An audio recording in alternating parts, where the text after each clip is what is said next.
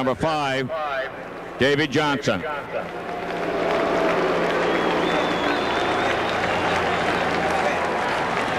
Leading off, he batted .304 to lead the Mets in the championship series. Number 4, center fielder, Lenny Dykstra.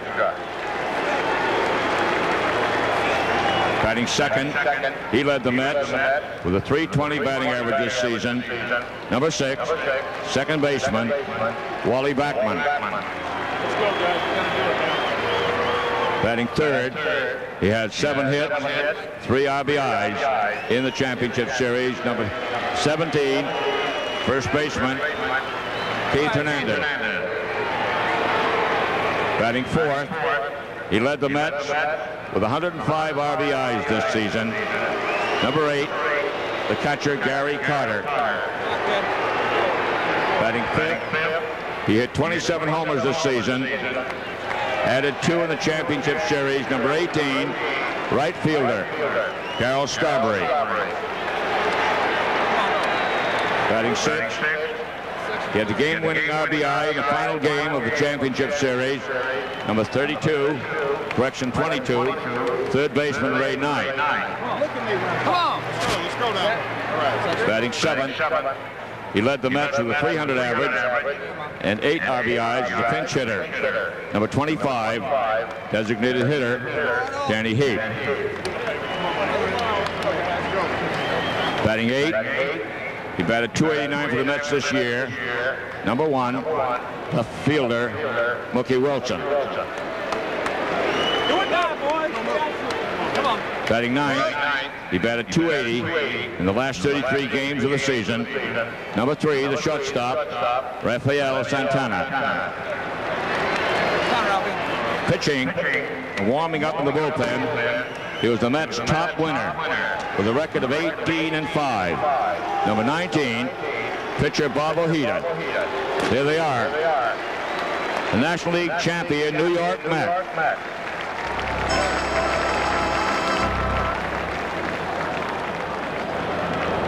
And now for the starting lineup of the American League champion Boston Red Sox.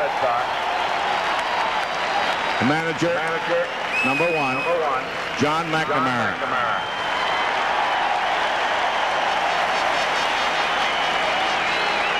Leading off, he led the American League in hitting with a .357 average.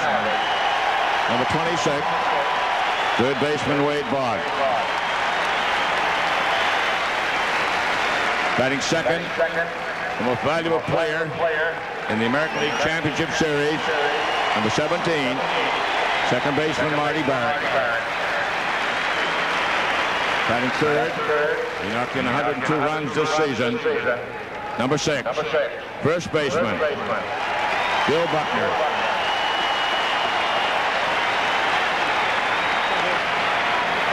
Batting fourth, he had 2 home runs, 6 RBI in the championship series. Number 14, left fielder Jim Rice.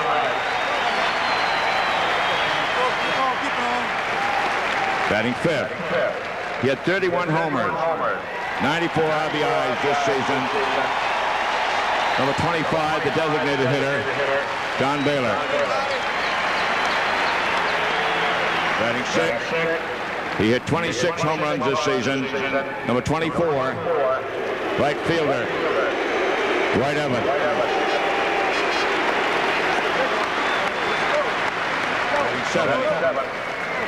He hit .357 in the championship series. Number 10, Red Sox catcher, Rich Gedman. Batting 8, his dramatic homer, turned the championship series around for Boston. Number 40, center fielder, Dave Henderson.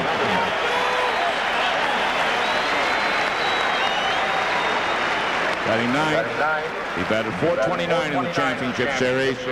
Number 5, shortstop, Spike Owen.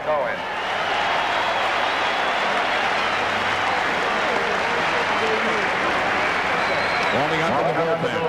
And tonight's starting pitcher, the winner of the 6th game of the championship series, number 23, Dennis, Oil Can Boyd. Here they are. The American League champion Boston Red Sox.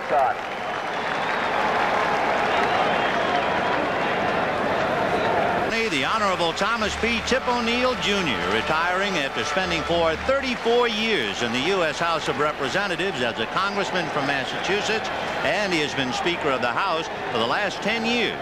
Throwing out the first ball to Rich Gedman. Here's the defense for the Red Sox, and all you've been hearing, and we asked the fella, Rice will be in left field. The wall will be his primary responsibility. Henderson in center field. Evans in right field as always. Strong arm. Boggs at third base. On the shortstop, he's a key man because with all these angles, especially right behind third base, he'll be going out on any ball hit to left field. Barrett's at second base. Buckner at first base. Gedman behind the plate, and Oil Can Boyd on the mound. Dennis Boyd. The Oil Can, 16-10. He was 9-6 here at Fenway Park during the year. And as you probably know, if you followed the game at all, extremely high strung. In fact, they tell us that John McNamara even has a signal from the bench telling the Can to cool it. He didn't throw as hard this year as he did last year. The key to his success is if he keeps the ball down, and among other things, with a good straight change and a curve. He also has a screwball, but it wouldn't really be called so much of a screwball as, let's say, he turns over the change. He's got 6 pitches, really, Vin. Fastball, curve, slider, screwball, and turns it over. He's got the straight change. He can sink his fastball, and he rides it. Bill Fisher says that he's got great natural ability, and he just doesn't go to one particular pitch when he's in trouble. He goes against some of the pitching basics because he rocks, but nobody's going to change him the way he's pitching. And, of course, he's got that thing that Satchel Paige always called the yellow hammer, which is the overhand curveball, and that's a good out pitch for him. He's built like the hour hand on your watch, and when he went to spring training in March, he checked in at 133 pounds. Well, they made tests on his liver, found he had non-contagious hepatitis, and he has puffed up now to 156. The Can spent last night with his in-laws in East Providence, Rhode Island, 43 miles away from Boston. There you see that overhand curveball that he throws, and he comes right over the top. He's got a little bit of a hesitation pitch in there. I tell you, he is a big Satchel Paige admirer, and one of the things I love, he said, some of the advice that Satch gave me, he said, keep the pitch in the strike zone, but away from the bat. One other thing about Oil Can Boyd, as we take a look at his delivery, you will notice when he was interviewed on the pregame show, he was wearing glasses. But when he pitches, he does not wear glasses, nor does he wear contact lenses. I asked Rich Gedman about that, if he does anything special as far as his signs. He says, no, I don't like to do that, and he will cross me up a few times even tonight. Well, Can said that he remembers pitching in a minor league game where he crossed up the catcher 30 times in 80 pitches because he couldn't see the signs, misinterpreted them. However, I guess that's another good way of keeping the hitters loose. And the catcher, and the umpire, and the vendors. In the park. Well, here's Lenny Dykstra, followed by Wally Backman and then Keith Hernandez. And here we go. Wade Boggs playing up inside the bag on the edge of the grass. And the Can is ready.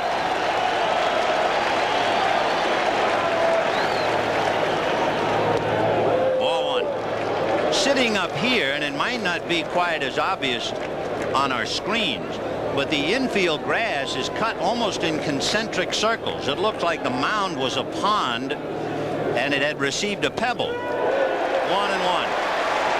There you can see some of the tracks. Whether that will influence a ball or not remains to be seen.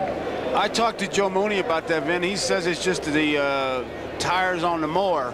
But along third base, there are some ridges, and Dykstra and Backman really have to keep it going as far as getting the Mets started. 1 ball, 1 strike. High drive down the right field line, hooking in the corner. If it's fair, it's gone. It's gone.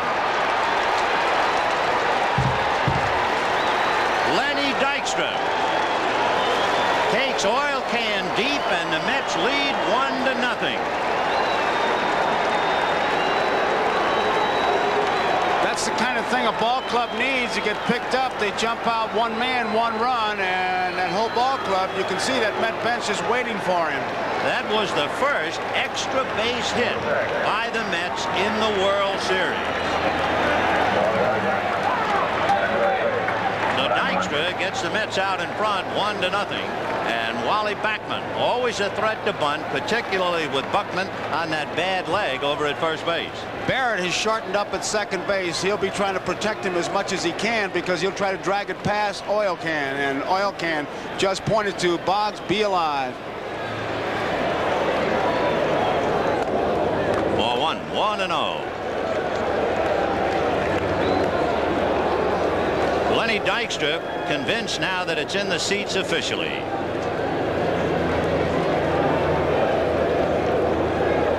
One ball and no strikes. The plate umpire is Harry Wendelstedt of the National League. Then you have Brinkman, Montague, and Ford with Kibler and Evans on the lines.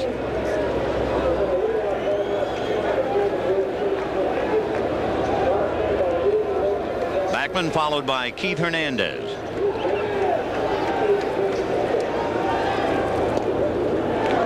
Two balls and one strike. That home run by Dykstra is the first time the Mets have been ahead in this series. And it took a little muscle from an unexpected quarter to provide us with the situation.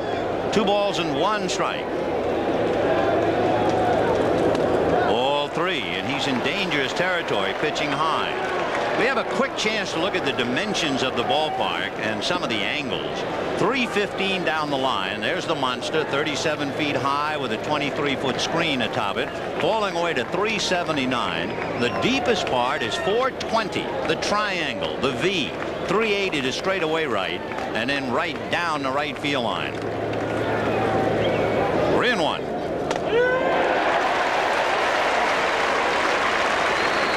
So Backman goes all the way. A beautiful evening here in New England. Temperature, I guess, around 60.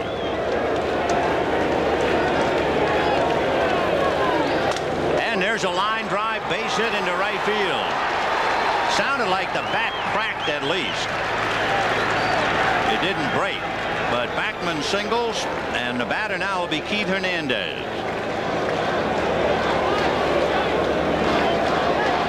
It's a fastball. He just pulls it into right field.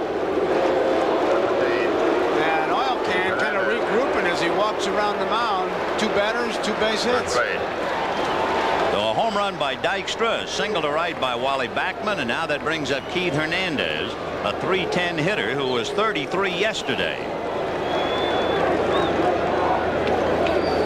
Hernandez with Gary Carter to follow. Did split. I just saw Gedman go out and take some of the bat to kind of split it on the fat part, the barrel of the bat. I could hear it. It sounded like that old song Celery Stalks at midnight. Ball 1-0. Oil Can Boyd. It has been quite a year for him, winning his 16. If you remember, he was suspended July 10th, hospitalized July 17th, returned to the team on August 1st, and apparently his displeasure over the fact he was not selected for the All-Star team. And it is interesting to think that because the Red Sox have won the American League pennant, who do you think will select the pitchers for the 1987 All-Star game for the American League? You got it, John McNamara. Boyd has fallen behind every hitter. 1-0.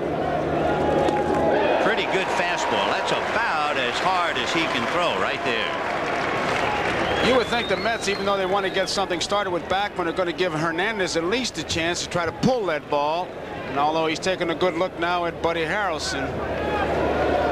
1 ball and 1 strike. The count to Keith Hernandez. Time call for the moment as Backman trying to clear off the runway off first base. Might be a bit soft there. The Red Sox do not have a whole lot of speed. You certainly wouldn't want to make it a fast strike for them as we look at Dykstra and Kevin Mitchell, but maybe make a little bit soft and slow it down for the Mets. 1 ball and 1 strike to Keith.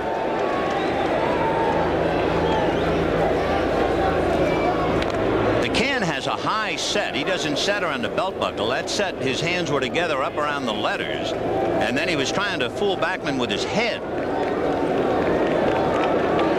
When he goes set, there's not much to hide behind.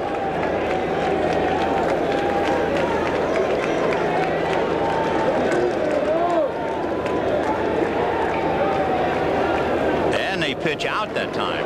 And Bachman still holding, and the count 2 balls and 1 strike. We're just warming up. First inning, Len Dykstra homered, Wally Bachman singled, and the batter is Keith Hernandez. 1-0 Mets.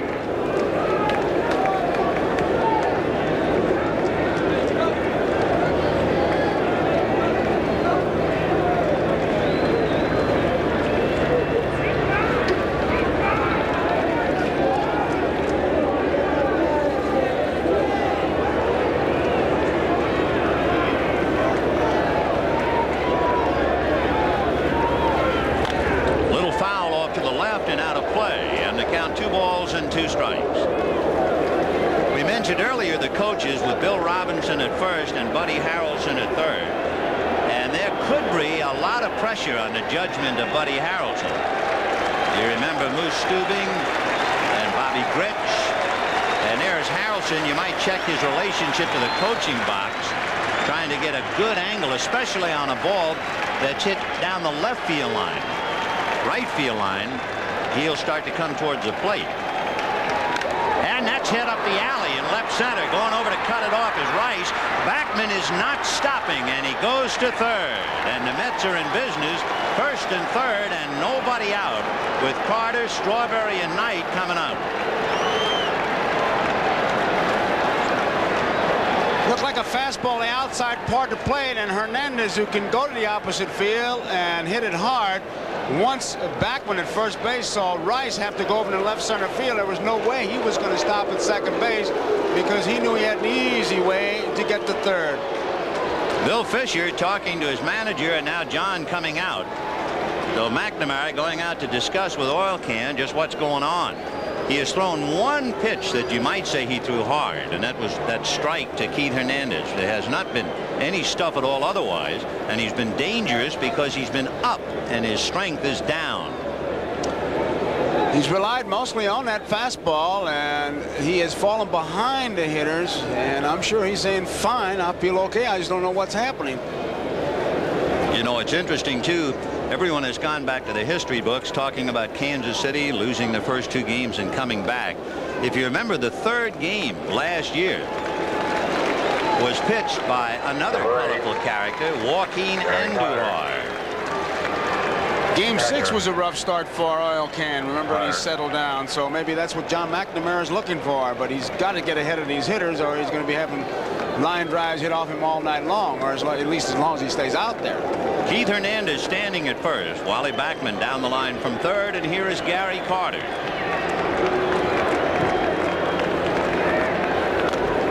Oh and 1. Carter, as we have talked about, has been hitting a lot of balls up the middle. They try to shade him that way. He got himself into a dreadful slump in the Houston series. One reason being he was trying to pull everything, and in taking his stride into the pitch, he was landing on his heel. That opened him up, and his head would bounce, and he was really losing the outside pitch completely. 0-1. And he hammers it to left center, and that's going for a base hit into the wall. Bachman will score. Hernandez to third, and Carter into second with a double, and the can is leaking in the first inning.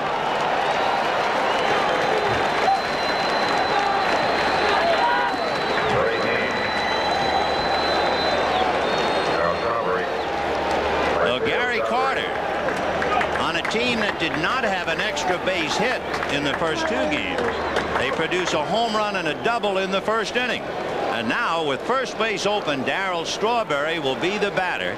Sammy Stewart is the long man. He's first up. There he is in an area that will forever be called Williamsburg. That bullpen was established in 1940 when the kid came here, Ted Williams.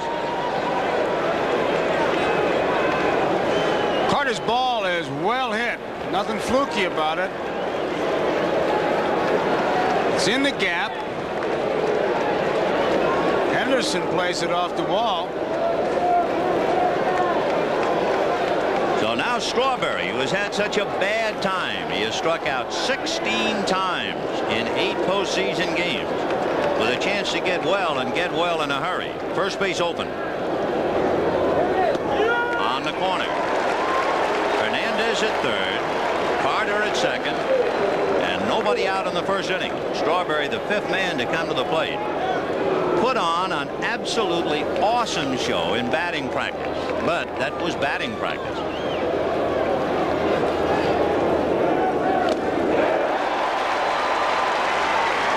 Two good fastballs, one on the outside part of the plate and one high. Had something on it. Carter trying to tell him, get that ball down, get a strike to hit. No balls and 2 strikes.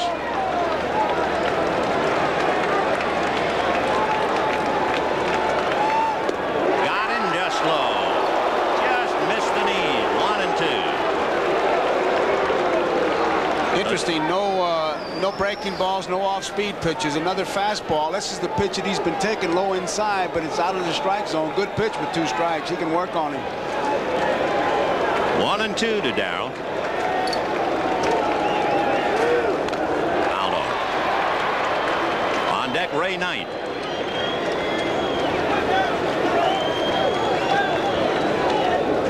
The Mets have scored twice on a home run, 2 singles and a double. They have runners at second and third. Nobody out and a hungry hitter at the plate.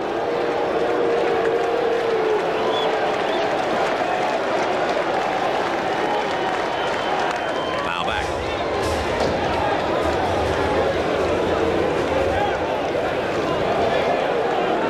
The Red Sox have been a hot ball club. Remember, they come into this game having won 5 straight.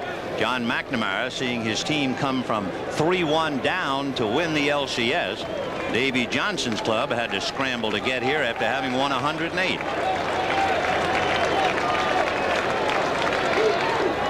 In the dirt.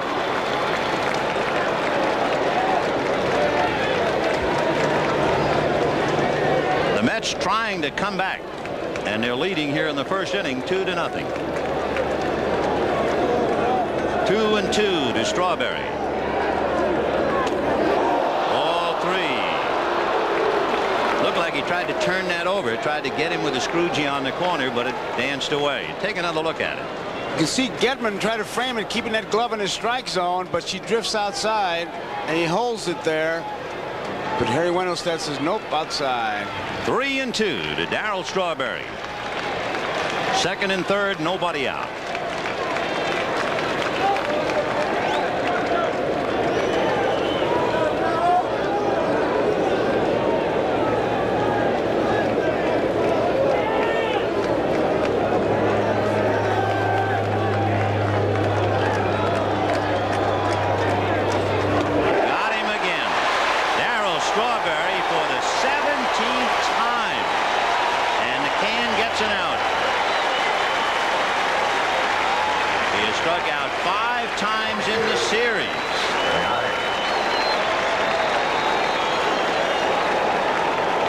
First base still open, and the batter is Ray Knight. Mets 2, Sox nothing.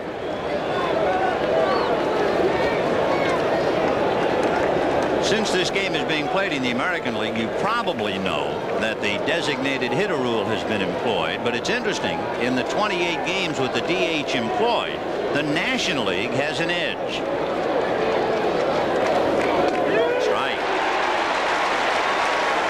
We talked about maybe the possibility of oil can crossing up Getman. Sometimes with our center field shot, you wonder how you can make sure a pitcher can see you. You do it with flaps, and sometimes use your fingers as decoys, and then you count the number of times he may pat one leg or the other, and that's what you make up before the game. Let's see if he does it. There it is, right there. 0-1. Ground ball wide at third. Boggs has a play at the plate. They've got Hernandez and Carter, and Boggs will throw to third, and they'll now go after Carter. Owen now looks at third. He's going to lose the play. Everybody's safe. Oh, did they mess it up?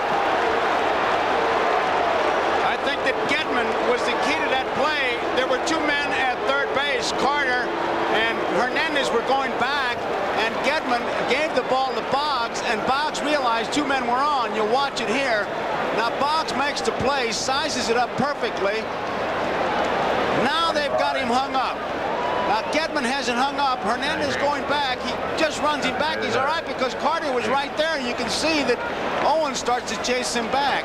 And here's where they lose it. Right now you ask for the salt and pepper and take a bite out of it. I tell you, year in, year out, day in and day out, the biggest disappointment I think you get in watching big league teams, how often they mess up a rundown play. It's a simple fielder's choice, no error involved. Bases loaded, 1 out on a monumental break, and here is Danny Heap for a strike. This is where your pitcher really has to pick up the ball club, and he's going to try for the strikeout. If nothing else, to say, hey guys, let's all settle down and begin with me. 0-1 to Danny Heap. Hernandez, Carter, and Knight all out on the line. And there's a line drive base hit. That was an expensive mess up by the Red Sox. Carter will score with Hernandez. It is 4-0 New York. So Danny Heap, the designated hitter, lines to center to drive in 2, and the Mets have gotten the drop on the Red Sox. It's pretty obvious that even though they didn't work out yesterday and they thought the rest were doing good, the Mets would come out really charging.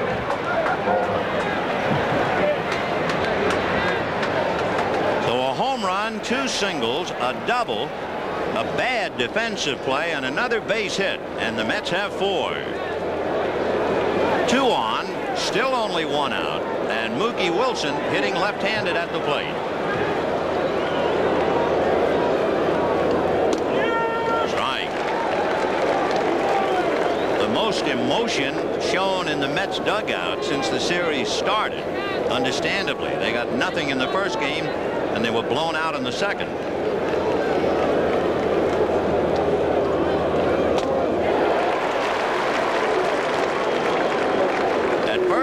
Danny Heap. At second, Ray Knight. 1 out and 4 runs in the bank.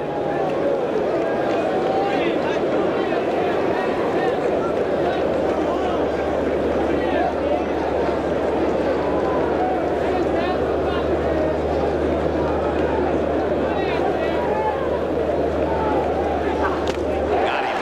So he just blew Mookie Wilson away. By rights, the inning should be over. However, he still has to pitch to Rafael Santana. You know, it's interesting on that sequence. He shook Gedman off 2 pitches to make sure he came back to the fastball. And you can see how high-strung and hyper Oil Can is. He really took that upon himself to say, I'm just going to blow it right by him. Years ago up here, they had the battle cry Spawn and Sane and 2 days of rain. Earlier this year, the battle cry in Boston was Clemens and Boyd and fill the void.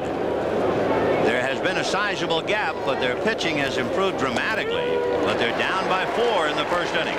Strike 1 to Rafael Santana, the 9th man to come to the plate in the first inning. Sammy Stewart is long since ready if they need him. He's just a spectator in the bullpen. Ground ball speared by Boggs, the short way to Barrett, and they get the force on Danny Heap. 4 runs, 5 hits, and a downcast Boyd, leaving the field trailing 4-0. He hurt him in that inning. Gedman has the ball. Hernandez is hung up. Now Gedman's running him back, and right here, if he keeps running him back, you'll notice it's cut off, but there is Carter at the third base, 2 men, and now Spike Owen has the ball, and he's going to lose the play by looking, double clutching, and he's in no man's land. If Gedman runs him back, he's got a whole welcoming committee of Mets there, and you tag everybody, including the third base coach, if you have to, and one of them's going to be out. Had Gedman just held on to the ball, and the Mets would have had 2 runners at third base, Rich would have tagged both probably instinctively, and the runner who would have been out would be Carter. Third base belonged to the runner occupying it at the time, and that would be Keith Hernandez. Here's the defense for the Mets. Mookie Wilson in left field, Dykstra, who got him off and running in center field, Strawberry, Knight's at third, Santana, Backman, Hernandez, Carter behind the plate, and Ojeda. 4-run lead for Ojeda. Bobby Ojeda setting a little World Series history. He's the first pitcher in the World Series to start a game against the club for which he played the previous year. And Bobby Ojeda is accustomed to being in the history books. He was the winning pitcher in the longest professional baseball game ever played. We'll see if it's a long or short night for him. Ball one to Wade Boggs. He's got a fastball, curveball, slider, changeup. He has to change speeds. In importance, fastball and change. 1 ball and no strikes. Bouncer and a comebacker. And Ojeda just lobs it to Hernandez. 1 away. Rather than send you to the history books, it was a AAA game between Pawtucket and Rochester. It went 33 innings. They played 32 innings on April the 18th. Then they had to play the 33rd inning on June 23rd. The game officially took 8 hours and 25 minutes, and Ojeda got the win. Well, here's Marty Barrett.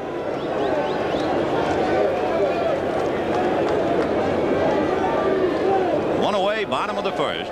The Red Sox have been a first-inning ball club offensively all year. They've done more damage in the first inning than any other time in a game. Right.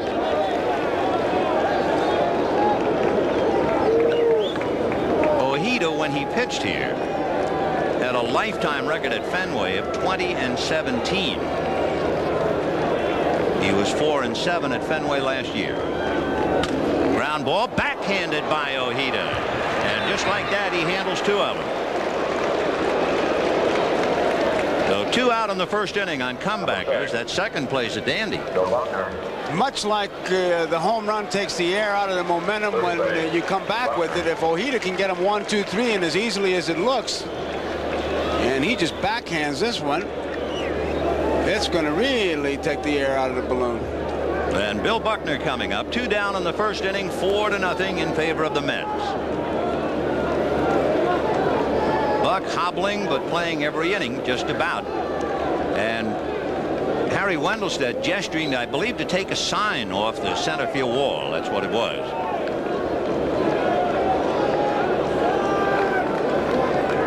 Billy Buck's hit 18 home runs during the year and 102 RBI.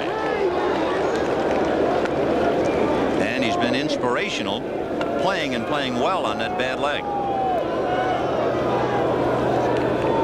I think, as we mentioned, with all of his leg and ankle problems, he only missed 8 games all year.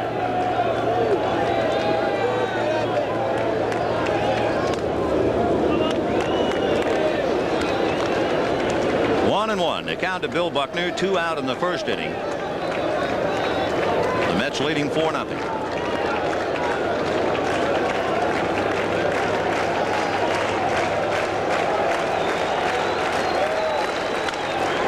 Fly ball to right field, hooking in the corner. Strawberry coming over. It's playable. Heats, and the spark plug, Len Dykstra, led off with a home run, which is not exactly news for him. No, he hit leadoff home runs off Danny Cox, Kevin Gross, and Mike Maddox. And Vin, I'll tell you something.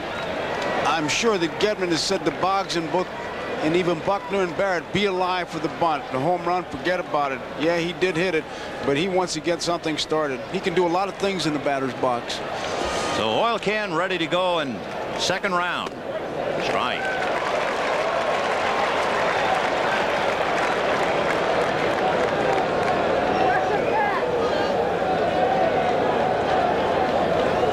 No balls and 1 strike. In there. Strike 2. For the Can, who struck out 2 in the first inning, his high this year. He struck out 10 in Texas.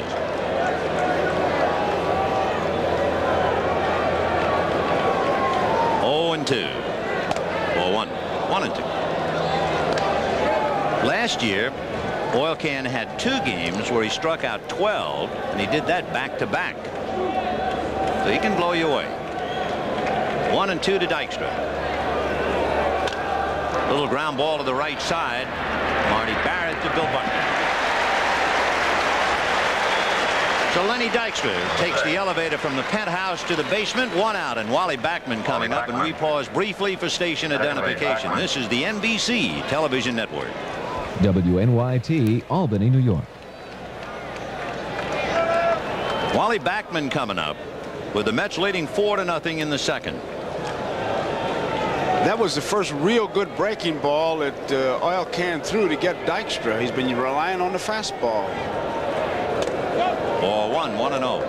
There is a feeling around that since the can is not throwing as hard this year as last year, the screwball might be taking something away from him, and the slider has not been as sharp as it was last year.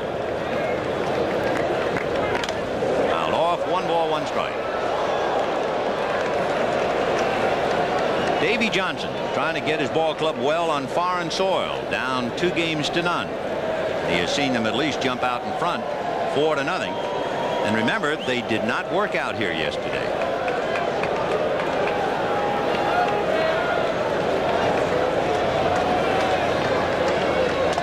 In there. Good pitch. I get the feeling before the game that one of the big reasons he didn't want all his players subjected to all the negative questions and what are you going to do now that you're 2 down. Just keep them away from that. He felt probably that was more important than batting practice. After that long game Sunday night, the Red Sox flew home. A lot of the Mets were still in uniform at 1 o'clock in the morning. Good, and over for strike 3. That's the yellow hammer. That's the overhand curveball. On the playground, you call that a drop. You come right over the top and you can see it roll down. That was the first one he threw. So that's his 3rd strikeout as we take another look at that rainbow. Now watch his arm just come right over the top and she just drops right down. Sometimes, occasionally during the course of a long year, he'll throw that curveball a little too slow. But boy, not that time. And Keith Hernandez, who singled in the 1st inning, coming up. So Boyd trying to do an about face. Hernandez with Carter on deck. In there. Like he turned that over.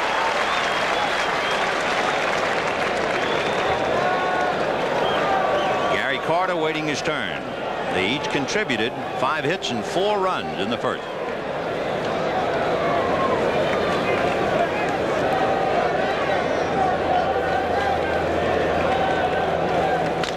And tried to pull an outside pitch and grounds it to Buckner, who hangs it to Boyd, who did a little toe dance and hit the bag. So Hernandez, who likes to go the other way, hit a pull on an outside pitch and rolled out. And misses away. Ojeda was not drafted by the Red Sox. He was signed as a free agent back in '78. 1 ball, no strikes. 2-0. I think this is his first test, Vin, and it's going to show us if he's going to be pitching inside to move these big guys off, like Rice and Baylor, who, if you do make a mistake outside, they're strong enough to pull it against that wall and play wall ball. 2-0. Slicing foul down the right field line, out of play, and the count 2-1. One thing that wall does, you cannot win with medium stuff as a pitcher here, because you can hit mistakes and hit them against that wall. And with guys like Rice and Baylor, they're in scoring position when they walk in the batter's box. Interesting for the Mets to score 4 runs and 5 hits in the 1st inning, and the wall didn't figure at all. 2 balls, 1 strike. Ball 3. Came inside. He's going to have to establish that.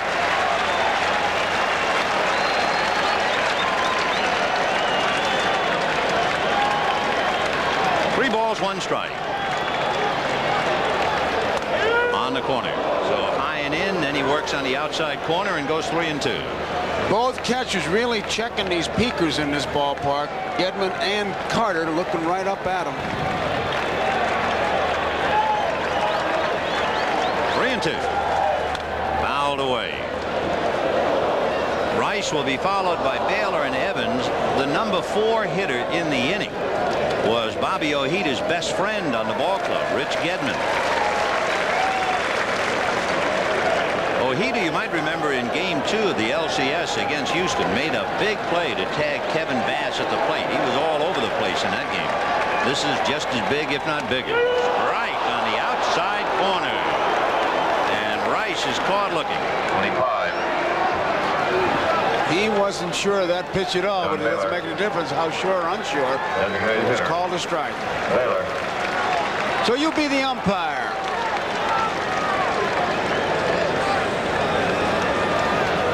One thing the Sox, I'm sure, are well aware of the fact he'll throw that change at any time, especially when he's behind. Here's Baylor. Ball 1, 1-0. Baylor right on top of that plate. His arms are almost in the strike zone or over that plate. Look how close he is. He wants you to come inside. Carter checking all over. Fouled away. Baylor, the only Red Sox to have at least one hit in all 7 League Championship Series games.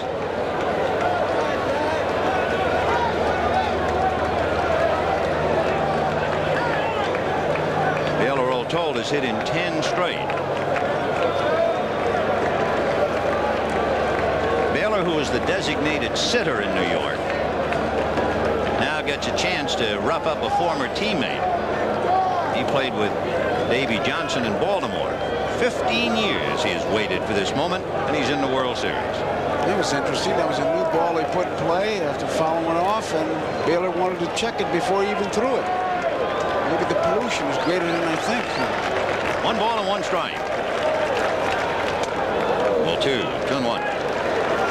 Usually pitchers like to pitch away from Baylor, particularly here in Fenway, and throw him a lot of off-speed pitches. Rice is still ticked off about that strike 3 call. 2-1. Ball 3, so he went 3-2 to Rice and got him, and he comes back 3-1 to Baylor. It's very difficult as we look at Davey Johnson to pitch Baylor any place but away, and if you don't have the real good spot, he can flick that bat and play wall ball with him. 3-1 to Don.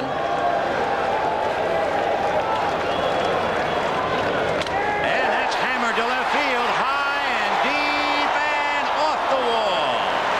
Mookie Wilson playing it into second base, and Baylor is in there with a double. That was not a hard swing. He just kind of lifted that ball. Bobby Ojeda gives up a double to Don Baylor, and now the chant Dewey, Dewey for Dwight Evans.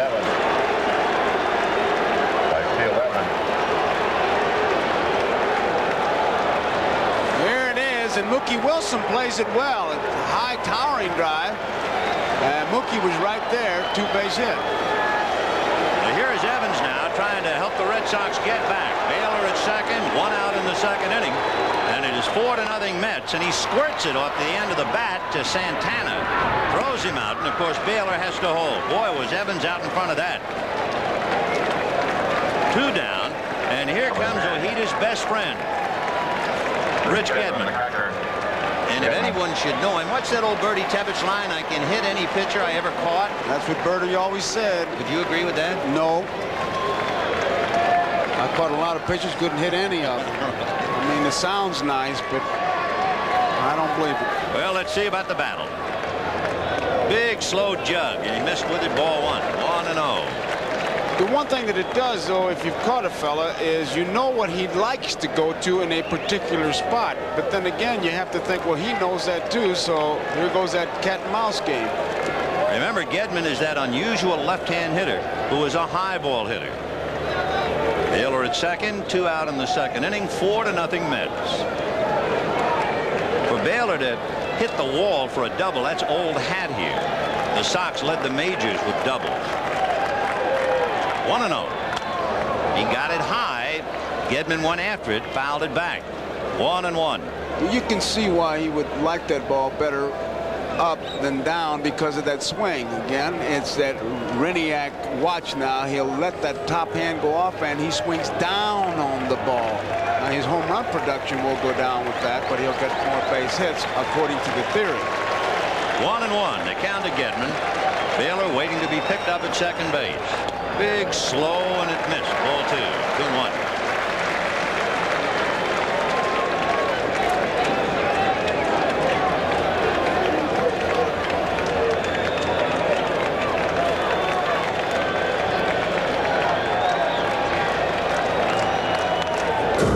He came back with pretty much of his best fastball, and the count 2-2.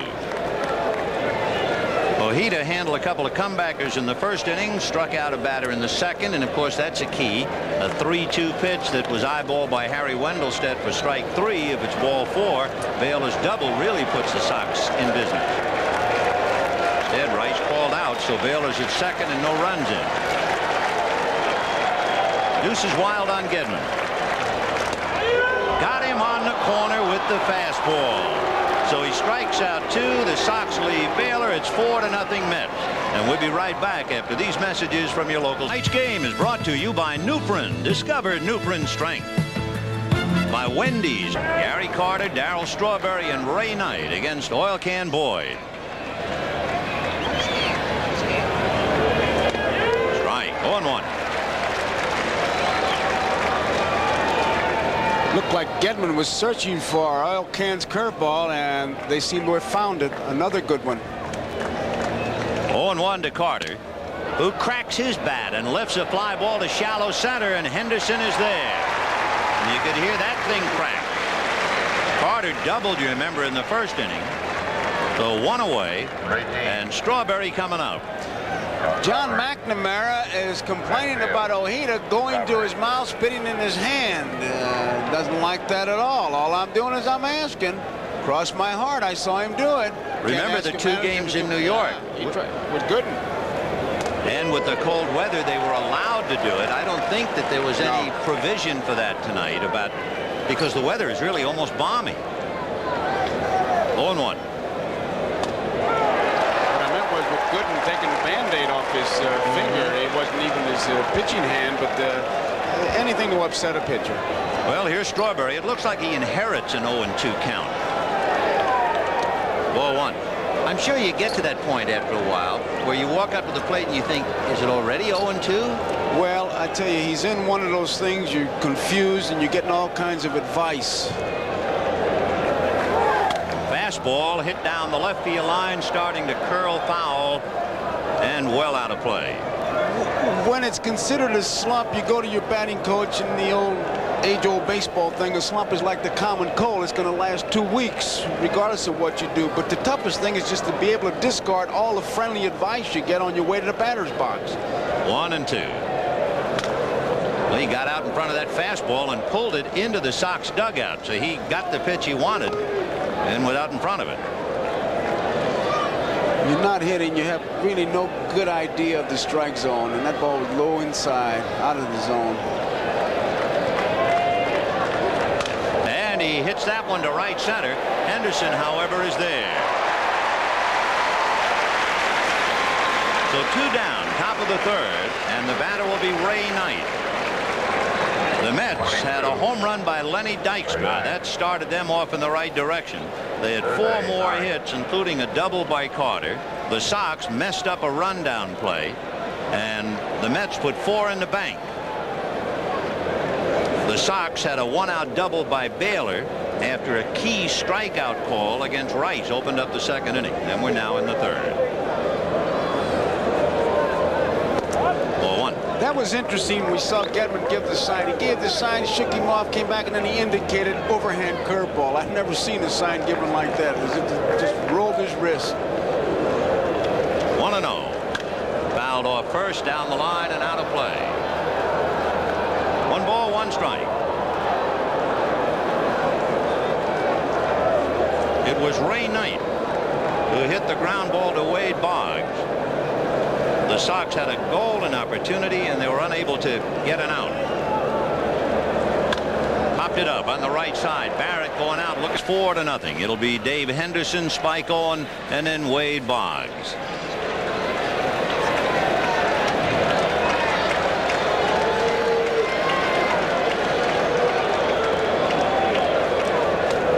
Turn that off-speed pitch off, and it really danced away. 1 ball and no strikes.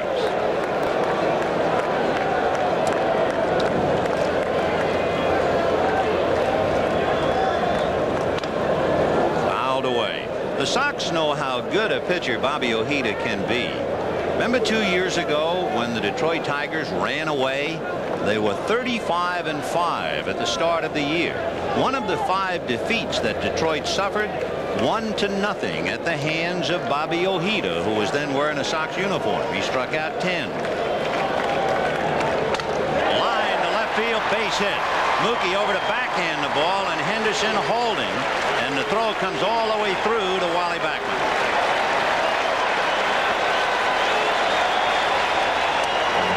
You have to establish inside here, but if you miss your target, the wall makes you pay a big price. Here's Ojeda to Rice inside, to Baylor, inside. Now watch Baylor flick it when he got it just out over the plate, and the wall says, hey, cash me in. 2-base hit. And now Henderson just drills one to left. So the batter is on with Henderson at first and nobody out, and Wade Boggs on deck. Third inning, 4-0 New York. Change, and he missed with it. In fact, Carter whirling on Wendelstedt. 1 ball and no strikes. I tell you, if he had ideas to bunt, that would have been the perfect pitch, because second baseman Backman has to cheat towards the bag. If he pushes it past Ojeda, who is a pretty good fielder, as indicated already, that's the guy he gets it by, and it's a base hit. And he had a good pitch, the off-speed pitch. 1 ball and no strikes to Spike.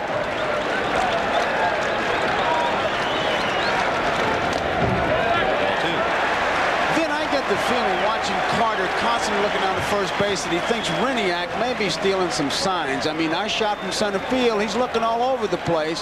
There he goes again, down first base, and Walt is out of the coach's box. Henderson held on at first by Keith Hernandez. In there. That time you saw him, he looked up at Spike Owen, and he looked at first base. He's checking around. He's just checking his whole ballpark, and including the hitter.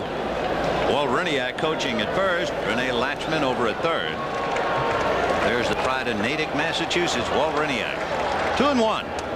In there again, 2-2. A maddening pitcher is Bobby Ojeda. Changing speeds, that's the thing he does so well. And I tell you, when he establishes that fastball inside and then changes speeds, it could be like 3 pitches. His move to first is rated slow from the plate, very slow. So he's borderline average trying to throw to first. We haven't seen him go over there. Check swing, a looper tonight, back to first, not in time. So Owen lines to third, 1 away, and the batter will be Wade Boggs.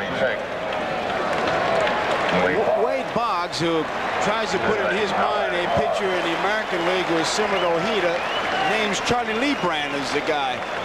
And his target would be from the speakers in center field to the left field line. Although with that big gap in first, between first and second, look out. Remember, he hit back to the box in the first inning.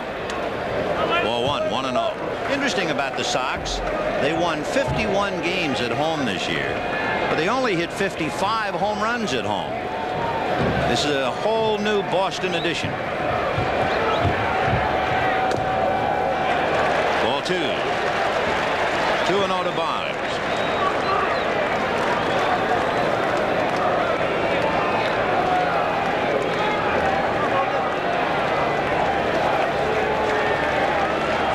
New York, bottom of the third, 1 away. Missed again. We're behind 3-0. That means Marty Barrett on deck. Becomes potentially the tying run. And of course at Fenway Park, or make it almost a tying run in the dugout, would be Bill Buckner. They get you back in the game in a hurry here. That's a strike. 3-1. Boggs, who led the majors in walks, has to count his way.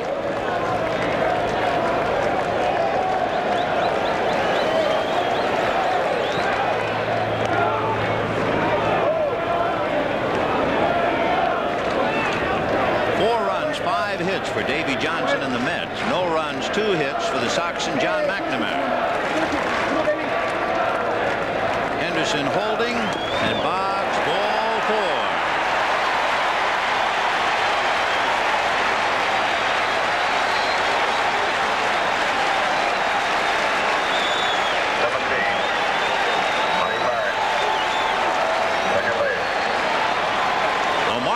Who hit back to the box, but sharply. Remember, it was backhanded by Ojeda.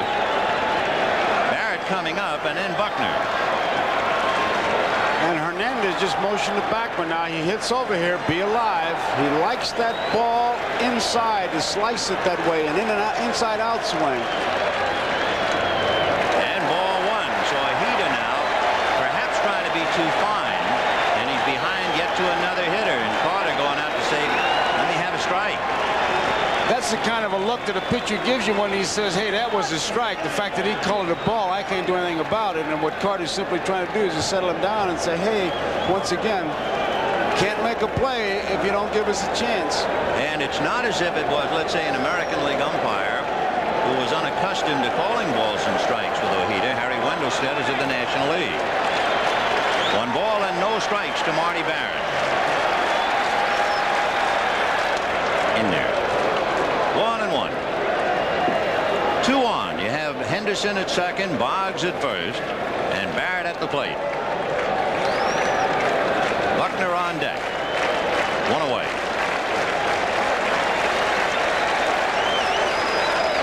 There's the change, hit to the hole into right field. Base hit. They're sending Henderson home. Strawberry's throw not in time.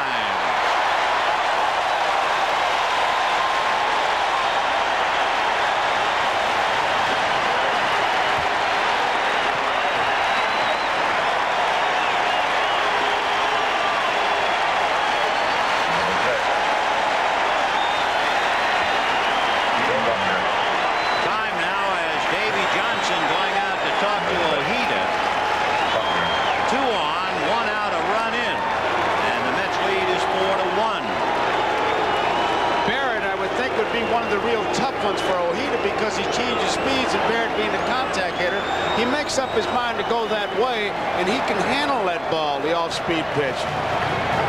You see Johnson talking just strictly to Ojeda and just checkering to settle him down. Right in the hole. He just punched it inside out. Strawberry comes up throwing strong arm, but not as accurate as he's going to get, and no play at all. Henderson, he doesn't hesitate. He's digging hard. Didn't even look at the coach, although you could see Latchman waving him on.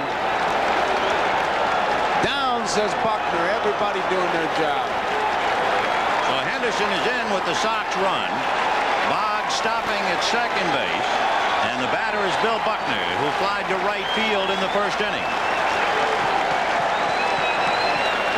4-1 New York, and here come the Sox in the third. On deck, Jim Rice.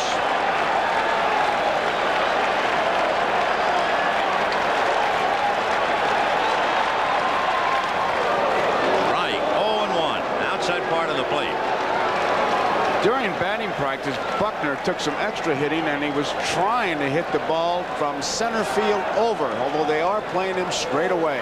Remember, he hit an off-speed pitch Sunday night for a base hit to right field. Part of the book on Buck is to throw a lot of slow stuff. He has a tendency to ground the ball. That's one reason, along with his bad wheels, why he led the major leagues. In fact, he was second in grounding into double plays. Fastball, hit down the line, foul, and out of play. 0-2. That's the thing he wants to do. That's why many people think that the left-hand hitter in this park is really better off than the right-hander, because you don't really have to hit that ball that hard to the opposite field, and if you pull the ball with any kind of power, you can reach the seats down the line, and you have a lot of room in right center field. But left field, you don't have to hit it that hard and hit that wall. Interesting. You know, the Red Sox have produced a batting champion 18 times and only 2 right-hand batters. Barney Lansford and Dale Alexander, the only 2. 0-2 to Billy Bucks. Curveball, and he just did get a piece as he throws his bat at it. That's the new term in baseball. That's the emergency swing. In case it's close, it's an emergency. Get a piece of it, and he does. He's fooled on it, and there goes the bat. Now that's really the Charlie Lau theory overdone, I believe, man. Yes, except he's only struck out 25 times all year. Mel Stottlemyre sweating out Bobby Ojeda's performance right now, the Mets pitching coach. 0-2, the count to Bill Buckner. And Dykstra has moved over towards left center field. They expect him to hit from center field to the left field line.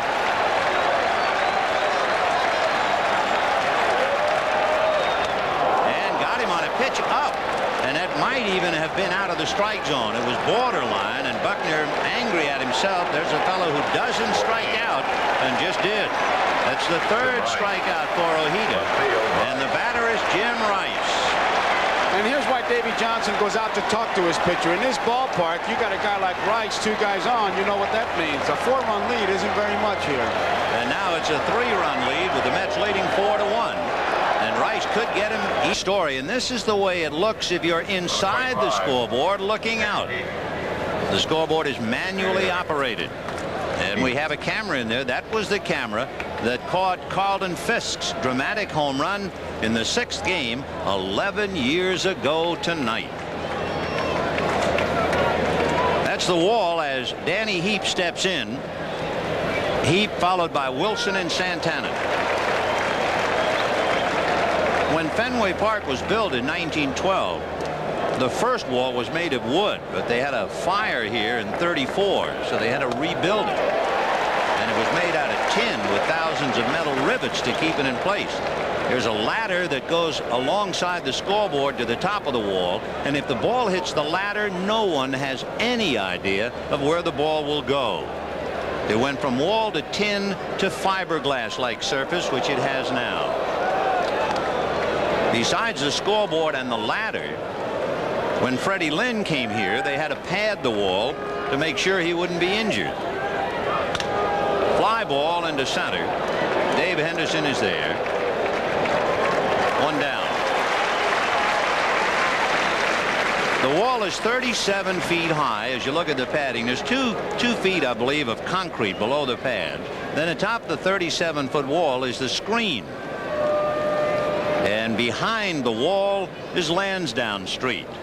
And then you go on a little bit more and you get to the Massachusetts Turnpike, and if you keep going, Commonwealth Avenue. Here's Mookie Wilson.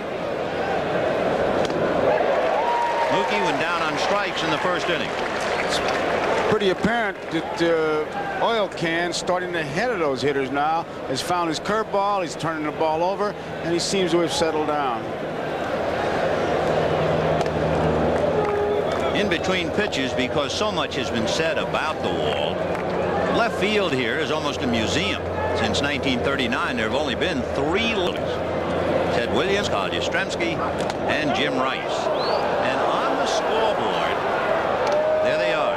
If you look at the scoreboard, there's a long white line under the P for pitcher and between the runs and pitchers when they give the scores. We'll show you that for good reason.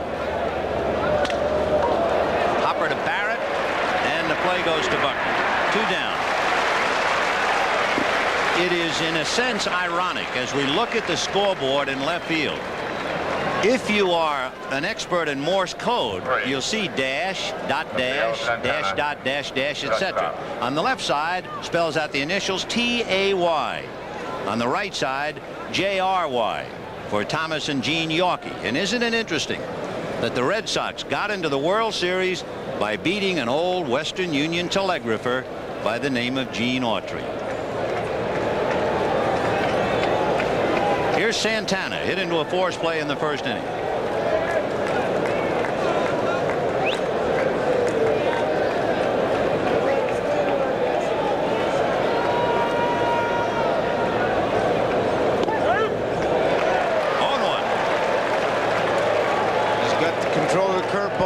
Overhand curveball. He is just dropping it right off the end of the table. Oh, he's on a roll. He's retired 10 in a row. 1 ball and 1 strike. So the question now is, has the horse disappeared out of sight, or can the Sox catch up, giving the 4 runs in the first inning? Oil Can Boyd had really settled down. The story up to here. Knowing his background, I guess you expect him to be high strung and damaged by it in the first inning. 2-2.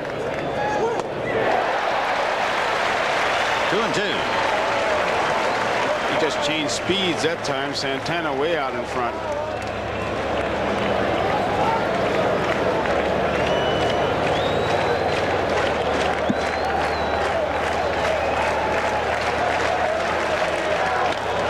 Ground ball to third, trying to time it as Boggs. Santana runs pretty well, but Boggs shoots him down anyway. 11 in a row, retired by Oil Can Boyd at the end of 3.5, 4-1. Watch Gedman as he gives his sign. Now he wants the curveball. We talked about Oil Can having trouble seeing his signs. Now he gives it, but watch what he does. Curveball. He pretty well tells him just come right on over the top. No doubt about what that was going to be. Now in the bottom of the 4th inning, we'll see about any doubt for Bobby Ojeda. He surrendered a run on 2 hits and a walk in the 3rd inning, and he'll be facing Baylor, who doubled, followed by Evans and Gedman. He looked at them in the 2nd inning. Can't help but think, Vin, in a World Series, the simplest way is still the best. Yeah, that's right. Just show him if you're having any trouble at all. Flutter ball that misses, ball 1, 1-0.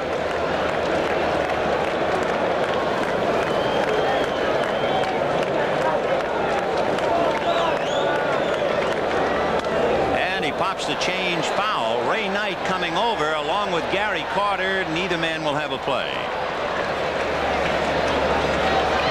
One of the things about pitching inside in this ballpark, if you miss, you want to miss towards the right-handed batter because you want him, if he swings, to pull it foul. Because if you miss a little bit out over that plate, again, that wall will ask you to pay a pretty stiff price. And the guys that really show you that are guys like Rice and Baylor, who's up there now. He's right on top of that plate. Look at Carter just looking all over the place. 1-1. Well, 2-1. The temperature tonight at the start of the game in Boston, 66 degrees.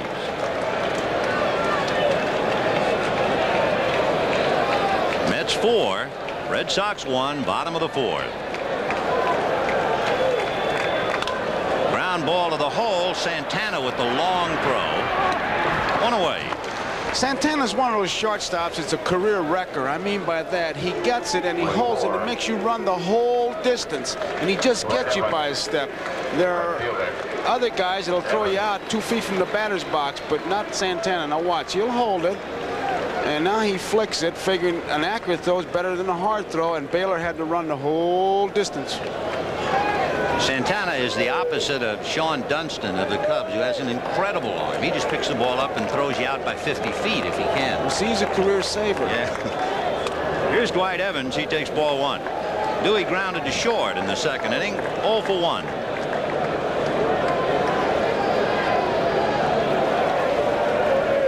Mets 4, Sox 1, bottom of the 4th. The Red Sox came from behind 39 times this year. The Mets, of course, have had their share of tough wins.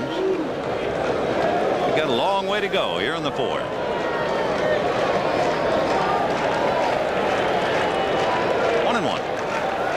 Off speed, but he missed. Ball 2, 2-1. Some of those off-speed pitches he throws, they go up there with the velocity of a fallen leaf. I don't know how he can ever reach the plate when he does it. Does that with his curveball. 2-1.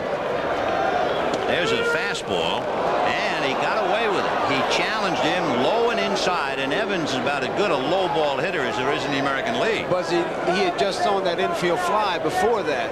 There's the fastball, low inside, right in the power zone, and Dewey knew it. He couldn't believe he'd get it. 2-2. And then he changed and turned it over, ball 3.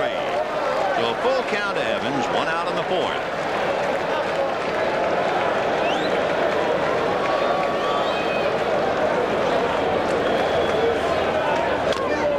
Chopper out in front of the plate. Carter's on it in fair ground and throws him out.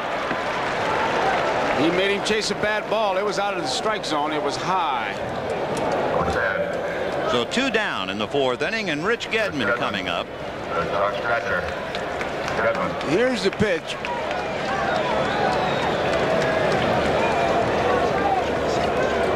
Carter really checking. You wonder how you can protect yourself as we watch Carter make the play. Ball 1 to Rich Gedman. Usually you ask your first baseman if he's playing a normal position, can you see my signs? If he says yes, then you know you're opening up too much. And he's just looking at everybody, both Latchman at 3rd and Riniak at 1st. Off speed, they're going to check at 3rd. No swing, says Dale Ford. And the count 2 balls and no strikes. Gedman had 16 home runs this year. Interestingly enough, 14 of them on the road, including 2 grand slams in there. It's a pretty good shot to right field if you don't go down the line. Down the line is only 302, but it falls away to 380.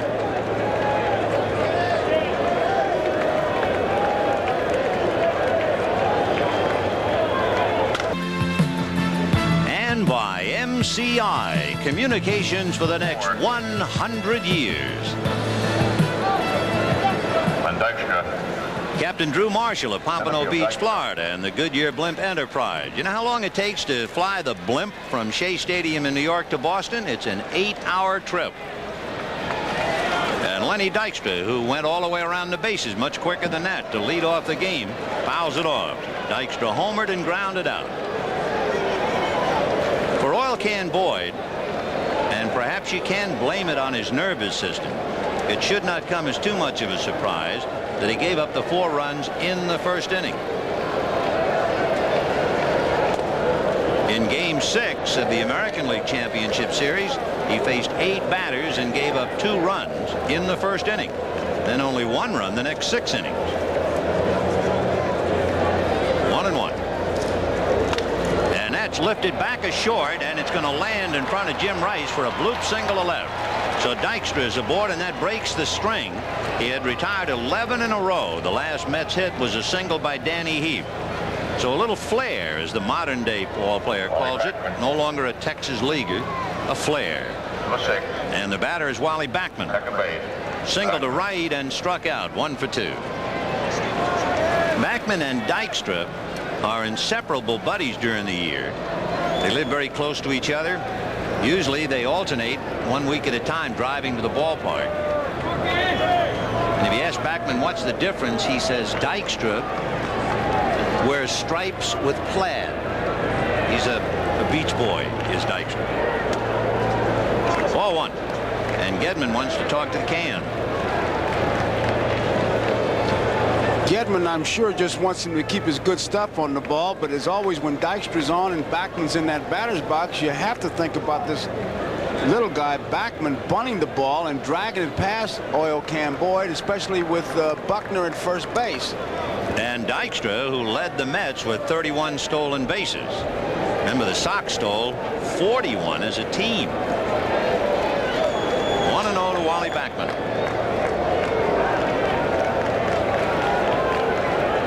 They've got Oil Can and Gedman thinking, and Barrett will have to be the key man at second base to protect Buckner at first base.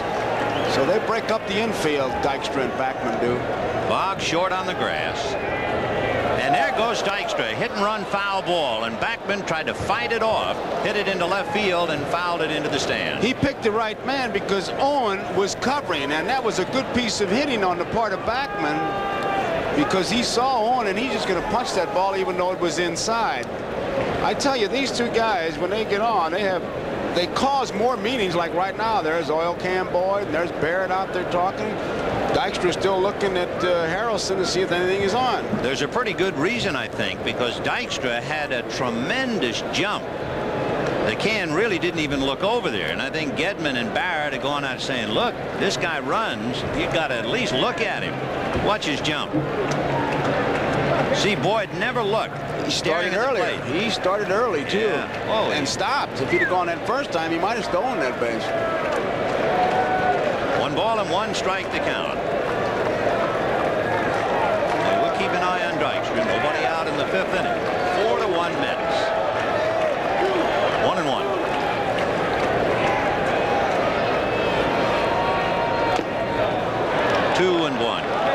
If you're the base runner looking over at Oil Can Boyd, remember we mentioned he has a high set. He brings his hands together up above the letters on his chest.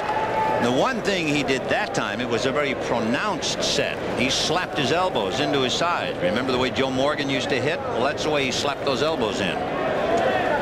He can do so many things because Backman is such a good bunter.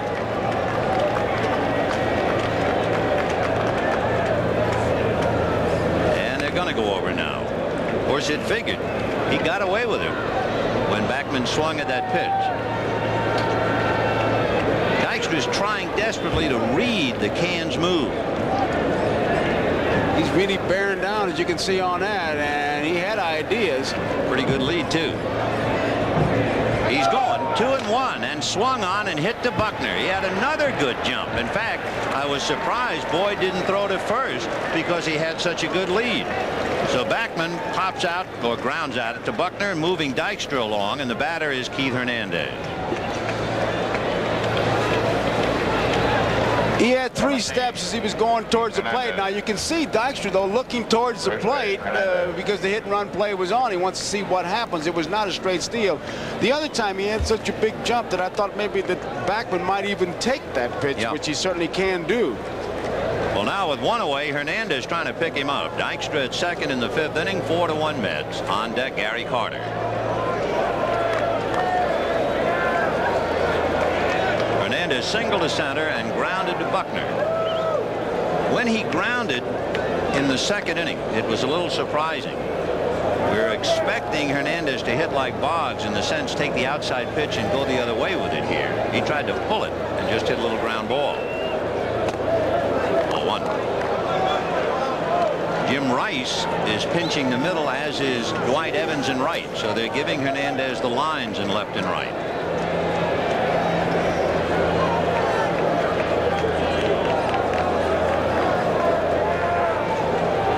Dykstra, good runner at second base. Ball 2. Henderson in center field is straight away. Hernandez uses the whole ballpark, but with 2 balls and no strikes, he can have himself a pretty good cut.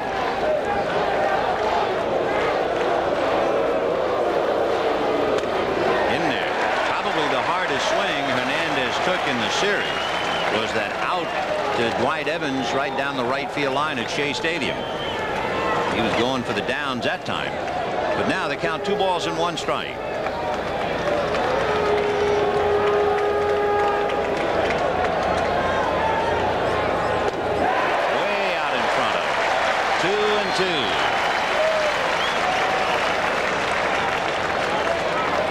Can change speeds, and Hernandez out in front. He knew it. 1 out, 2 balls, 2 strikes. Dykstra at second. And he drives it to right. Evans going back as Dykstra tags. Dwight for the catch, and Dykstra will advance to third as Barrett runs the ball back to the infield and flip it to Spike Owen. So if nothing else, Hernandez got his man to third. Now it's up to Carter to pick him up with 2 out. And on deck, Darryl Strawberry. Carter doubled to drive in a run and fly to center. Gary Carter, the catcher. Carter. 4 runs, 6 hits for the Mets. 1 run, 3 hits for the Sox. We're in the 5th with 2 out. Lenny Dykstra on the bag at third.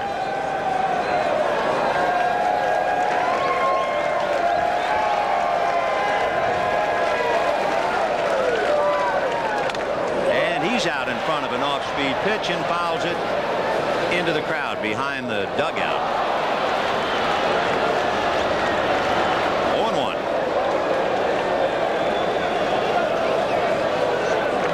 Carter has been a big RBI man for Davy Johnson and his crew all year long.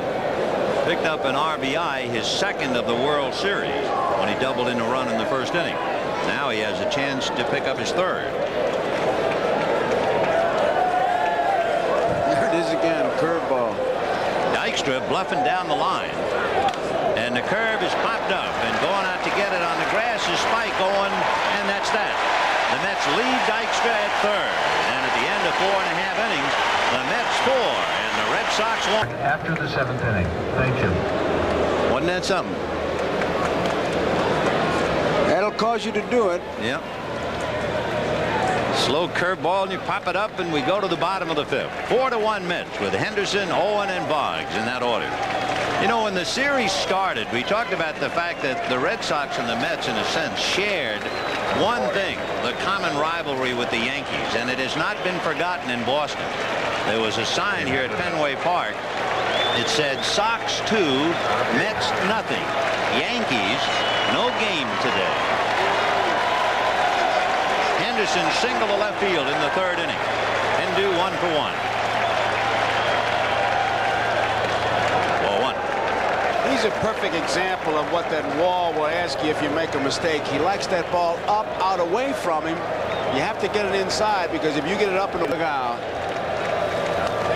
On the corner as he throws that off-speed pitch. And the count 1-1. Bobby Ojeda leading 4-1 in the bottom of the 5th.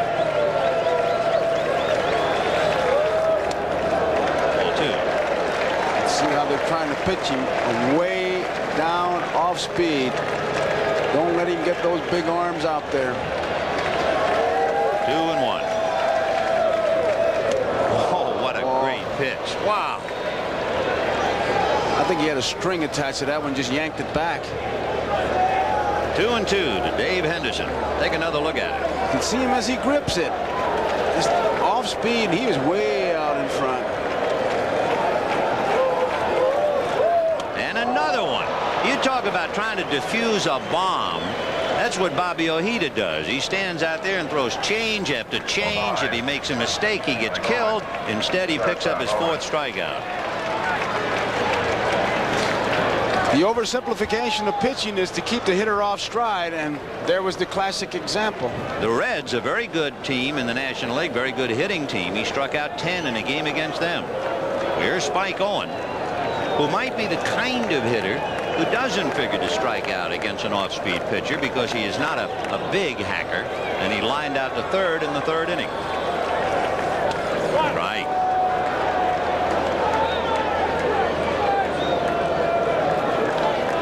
Spike followed by Wade Boggs.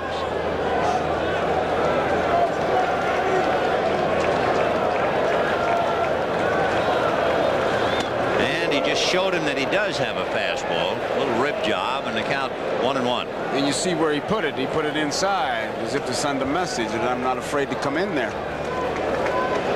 1 ball, 1 strike.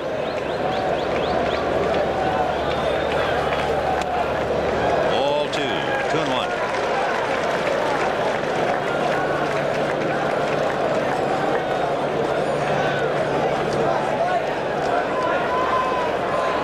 Straight away as you can get.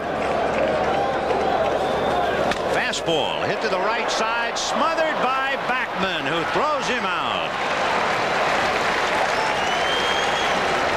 That's Strictly going to dirt and get it.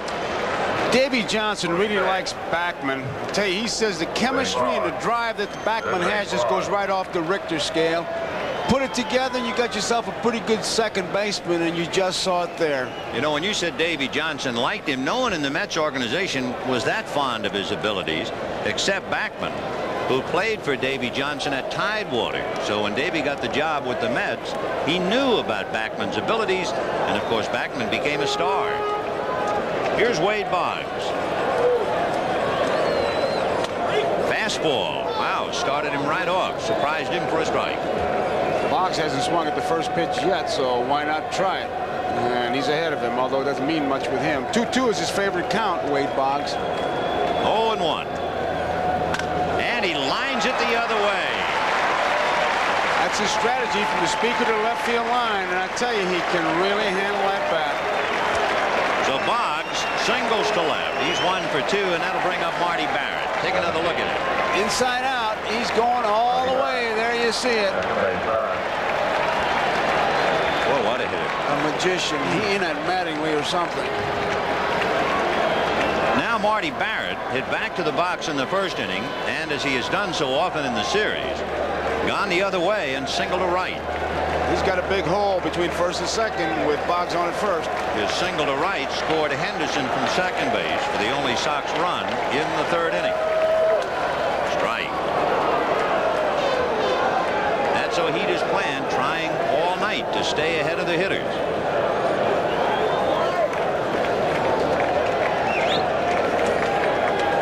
No balls, 1 strike. On deck, Bill Buckner.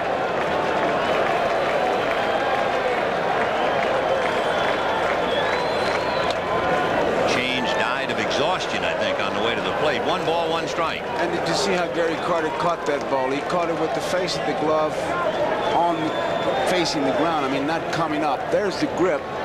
Across the seams means a high riding fastball. That's a change of pace thing. If he stays with that grip. Yeah. 1-1. He did. Ball 2, 2-1. A pitcher like Ojeda, all you can think of, and Davey Johnson must think of it once in a while, a high wire act in a windstorm. Can he possibly make it to the other side? Ojeda with his changeup is just barely making the speed limit. He's 65 miles an hour. 2-1. Over it. Change in there. So deuce is wild on Marty Barrett. at first. 4-1 Mets. We're in the bottom of the 5th inning. The radar gun with the smile said 62 miles. I think Carter was 55 throwing it back. 2-2. Time. He just about didn't make it. You could see the confusion. Wendelstedt's going to talk to him about it. He said, "Why are you just taking too much time?" And Barrett apologizing to it. Yeah, the rules say that the umpire does not have to call time at all when a pitcher is in his delivery. And you see Ojeda was in his delivery. However, an umpire is always worried that if the hitter begs for time and winds up getting hit in the head, it would be a disaster. So he let Barrett get away with it, but he doesn't have to, not that late. Ball 3. Now, of course, with a full count, Carter pointing, reminding him Buckner's on deck, and the fact that Boggs will be going at first. Hernandez back and off the bag.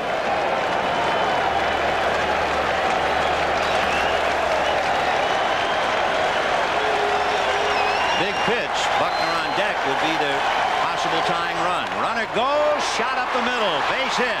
Boggs will hold as Dykstra throws back up into Backman. So the Red Sox are in business with 2 out. Boggs and Barrett single, and here comes Buckner. Barrett is one of those guys, as we look at Stottlemyre, Barrett just keeps the inning alive. Nothing flashy, just dependable, and how valuable a player like that can be, because now you got your 3rd, 4th, and 5th place hitters up there, and that's how you score the runs. And as you can see, Buckner was equal to the challenge behind Jim Rice. And the Sox can manufacture runs in a hurry, and he had the opportunity. Boggs at second, Barrett at first, 2 out. Buckner flied to right pretty deep and struck out.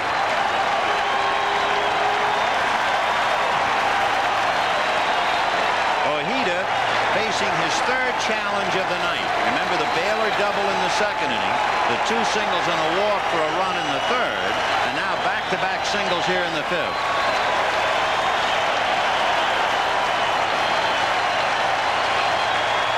Starts him with a breaking ball for a strike. And of course, as you look at this inning, remember the ball that Spike Owen hit. Wally Backman making that diving, smothering stop, or else Ojeda would have given up 3 consecutive hits.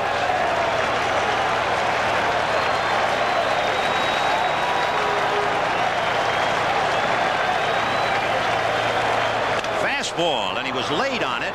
Santana to Backman for the 4th. Buckner never got around on it, and the hitters are being lulled by the changeup, and the fastball is leaving them at the platform. 4-1 New York. We designed the Ford Escort GT with an advanced port fuel-injected engine. Next, we added a more precise cornering front and rear suspension, along with a carefully selected interior. And we did it all just for fun.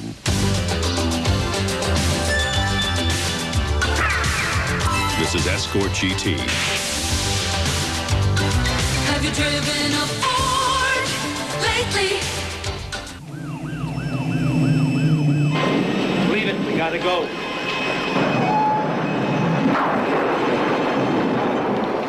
I own an insurance agency. I knew people would be coming to me to help them put their lives back together. George. I called Aetna. You've got 4 computer terminals coming down air freight tomorrow. We'll restore. When you've got the best in the business behind you, You're covered. you can do some things.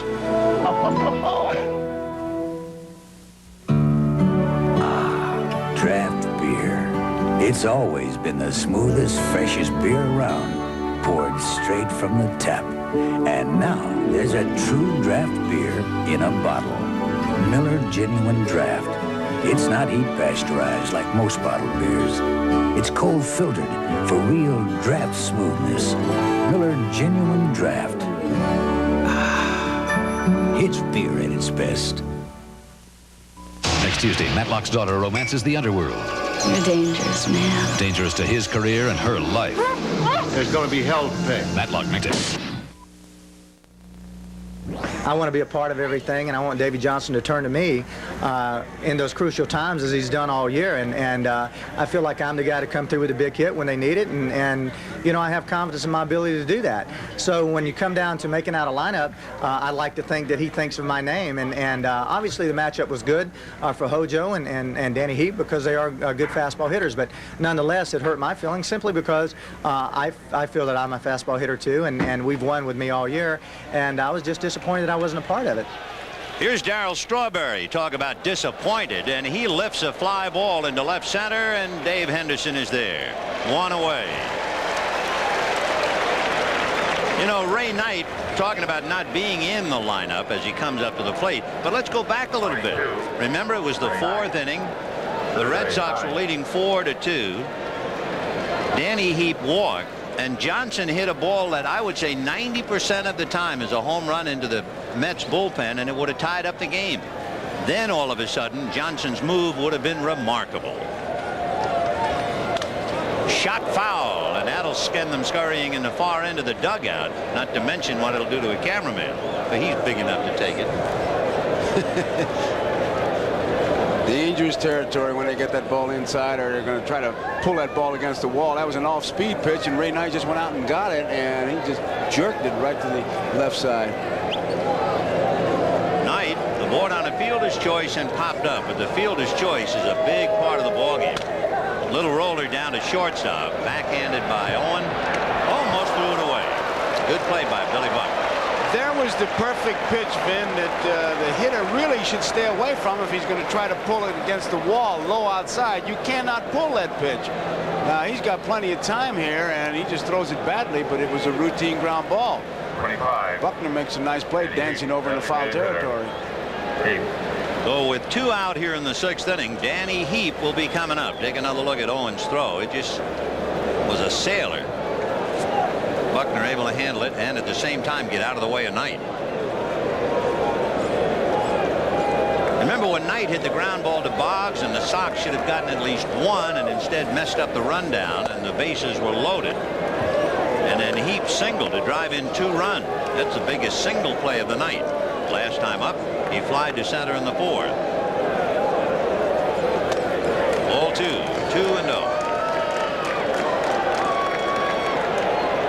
Dennis Oil Can Boyd.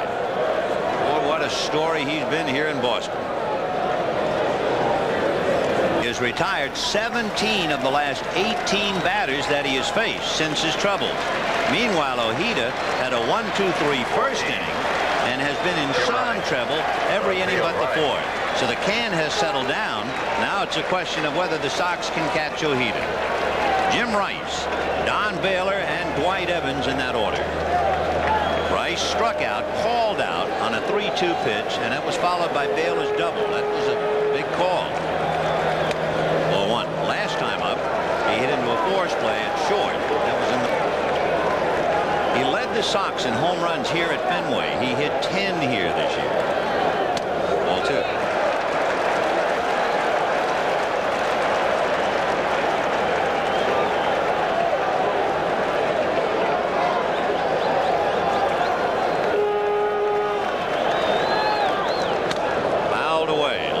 Fastball. He didn't have a good hack at it, and it goes up on the roof. Well, his hitting theory is pretty simple. I see the ball, I react. If you've got good reflexes, you don't need philosophy. And with 10 home runs at Fenway, he's proven his point. 2-1 to Jim.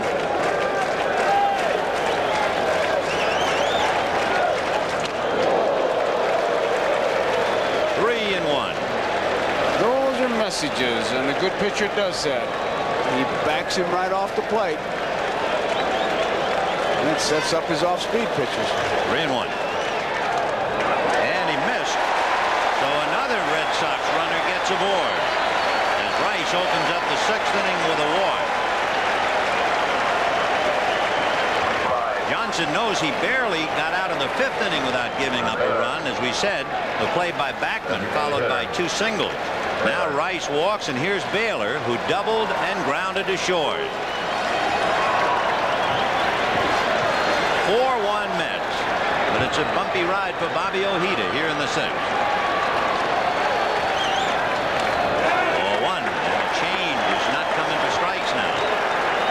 can see he doesn't have much of a target inside because Baylor hovers over that plate and strong enough to pull that pitch outside against that left field wall. Look how close he is to that plate. He's hearing you. That ball for a strike. Well, that's threading the needle right there. I mean, low outside, perfect pitch. Baylor on top of the plate, #1, because he doesn't like the ball inside. That's why he gets hit so much. He wants you to get it away from him. And that's fisted in the air. A little blooper to Santana, and Knight takes it away from him. A little lack of communication there. Ojeda came inside with his fastball, not known as a fastball pitcher, and he was able to jam Baylor, and looks like Santana's going to make the play. Take it as long as I'm here. So 1 away. Rice still at first, and Dwight Evans will be coming up. Valet and a bump. Evans grounded to short, and remember last time up in the 4th inning, chopped the ball out in front of the plate. Killed a few worms, and then Carter threw him out. Standing at first, Jim Rice.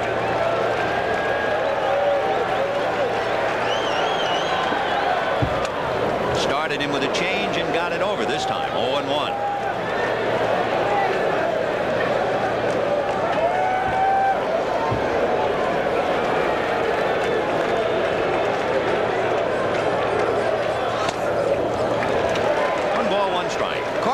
Has a ritual. He'll look at Evans to see if he's in the same spot, and then he'll look up to see if he's sneaking a look, and then down the first base line. There he is looking up, and there he is down the first base line. And Evans asking for time again, just as Ojeda was ready to deliver. They're really giving him a bad time that way. Marty Barrett did it, and 1-1.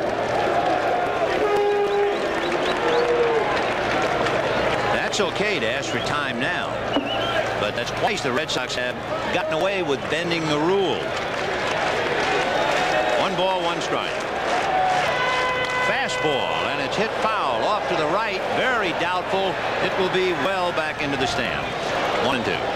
Here's what we mean about Gary behind that plate, just checking everywhere. There you see him looking down the first base line.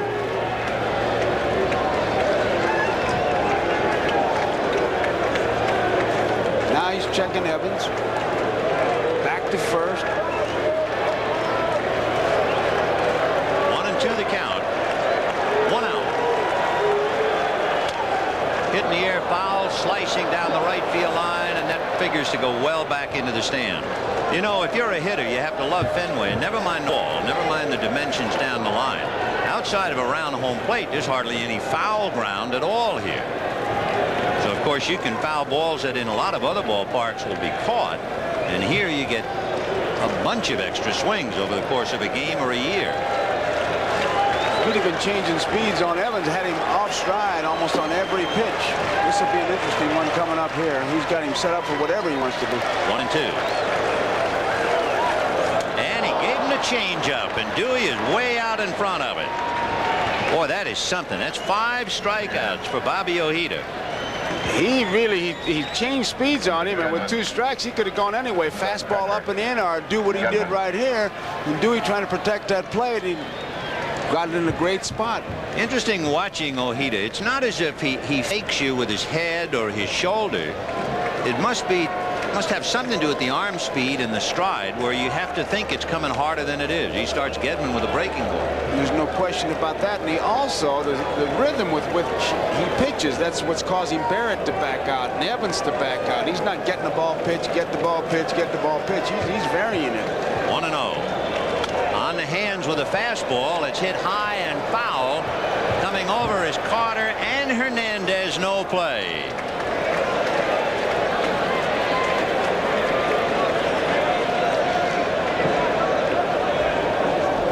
Carter's coming over. He thinks he has a way, and the wind's swirling here. He finds himself. You saw him look for the stands. He knows how much room he has. Still looking, and then Hernandez comes over, and he could give it one of those attempts, hoping it was there. I was wondering about a catcher, and I realize that you call it, so you shouldn't be fooled on a change. But the hitter is way out in front. Do you ever find yourself, when you were catching a guy with 2 changes, you lunging at the ball sometimes? Only if he did it on his own, and then you got to duck him because that messes up your fingers. You should never be fooled. 1 ball and 1 strike to Rich Gedman. ball. Oh, did he break off a deuce? Years ago, Roy Campanella called that public enemy #1, and that has imprisoned more hitters than anything you'd ever want to look at. Look at this snake. And he also took something off. I mean, that's not as good a curveball as oil cans as far as breaking down, but the off speed, the way he changes speeds, and again, he's got him set up perfectly. Another curve, and they're going to check at third. No swing, and an emphatic call by Dale Ford. I mean, he was going to let everybody in the state know. I think he was a little bit annoyed that Carter would even ask. I don't know. I would ask. I would ask. I mean, it was almost like he wanted some TV time. 2-2. In the dirt, the curveball goes behind Carter, and moving to second base is Rice. Carter instinctively waving with his hand as he went back after the ball, telling Knight to go to third and waking up Ojeda as well. Watch him. The curveball just got right on by him. It looked like he started to shift. He didn't get his body in front of it, but he did have the glove there, and it was just a 55-footer. Now here's a big pitch, 3-2 on deck. Dave Henderson. Curveball got him looking. Gedman doesn't believe it, but it got him. And it is 4-1 Mets at the end of 6. We'll be right back after these messages from your local station. Wilson, left field, Wilson. Here's Gedman taking the pitch, and give Ojeda credit, curveball, and of course Gedman, that ball was outside. And down, and then he winds up saying fertilizer. And Mookie Wilson, it's a high foul ball down the right field line. Buckner with Barrett behind him. It's Buckner.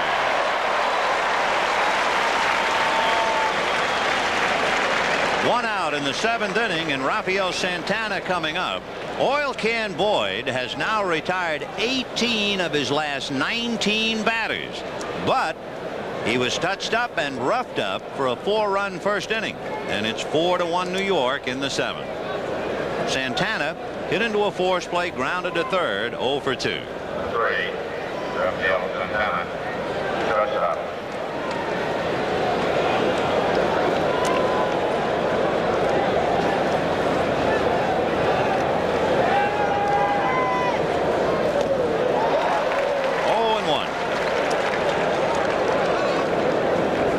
Santana had 2 hits Sunday against Roger Clemens. He came into the postseason really sharpened up. He had a very quiet bat all year, and he hit about 280 the last month or so. 0-1. Flying over. 0-2. Oil Can Boyd. One of the great quotes of the year was in May when the Red Sox had a game fogged out in Cleveland. He said, "What do you expect when you build a stadium by the ocean?" So he wasn't a geography major at Jackson State. Up the middle for a base hit on an 0-2 pitch. So a 1-out single to center by Santana. And it'll bring up Len Dykstra. Friends, we'd like to remind you once again, we'll be selecting the NBC Miller Lite Player of the Game at the conclusion of the ballgame. At 7 hits off the can, Lenny Dykstra homered in the first inning to right, grounded out in the second, and singled to left in the 5th, and they left him at third. So Dykstra 2 for 3 with Wally Backman on deck.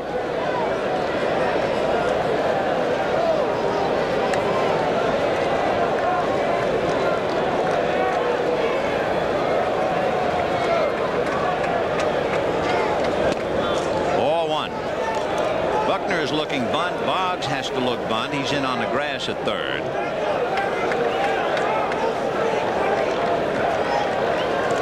I'd look for a play more than I would a bunt. Maybe hit and run right now. Yes, sir. 1 ball and no strikes. In fact, I think I'd pitch out. 1-1. Every now and then, Davy Johnson goes wild because he thinks Dykstra is taking a home run swing. Of course, the home run was a big one in the league championship series, and he hit a home run in the first inning. But I'm sure Bill Robinson and Davy constantly saying to Dykstra, "Hey, little man, you're not up there to hit a home run." He took a home run swing on that pitch. 1-1. And And there's the bunt we thought about. Strike 2.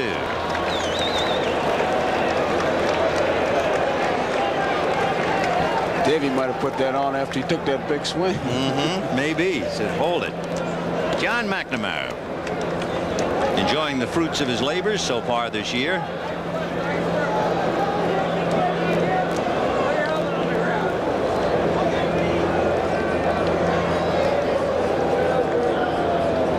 Two to Lenny Dykstra. Now with 2 strikes, Boggs is sure Dykstra wouldn't try to bunt. He goes back to a normal depth. Buckner holding the corner on Santana.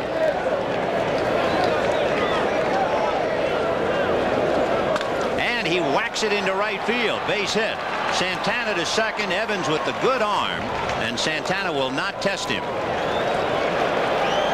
I love when outfielders do that too. They see that runner go back, so they throw it to shortstop, and the runner just happens to be in the vicinity. He's got to go down. It's almost like an outfielder's knockdown pitch. Throw it right at his head. So first and second. Watch this now. Watch him take dead aim at Santana. The Santana's just standing there. You better get down. That's just a little message, friendly message. Well, now Wally Backman comes up with 2 on and 1 out in the 7th. 4-1 New York. Joe Sambito and Bob Stanley begin to loosen up in the Red Sox bullpen. Backman single, struck out, and grounded out. Strike. Backman's hitting theory is very simple. He tries to take the fastball over the shortstop's head. As we look at Stanley and Sambito, the left-hander. He is taking the fastball over the shortstop's head. If he is a little bit early, it's right up the middle where there's the most room. Boyd has not walked a batter tonight. He's in a little trouble here, however. 2 on, 1 out. Good. And Backman way out in front of that one. Remember now, the hit was 0-2 to Santana. Though maybe his control was a little too good in those sequences of pitches. Then Dykstra singled. Now he has Backman 0-2. On deck, Keith Hernandez.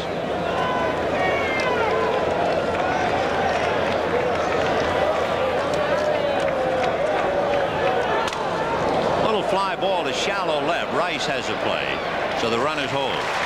In talking about Boyd, control, of course, is one of the mainstays of his work.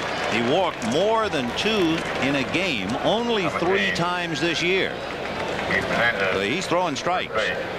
Still no walks tonight, and now he goes head-to-head with a man who walks a lot, Keith Hernandez. Hernandez singled to center, grounded to Buckner, and flied to right.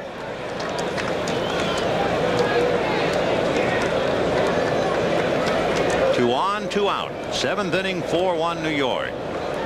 Looking ahead for the Sox, they'll have Henderson, Owen, and Boggs in the bottom of the 7th.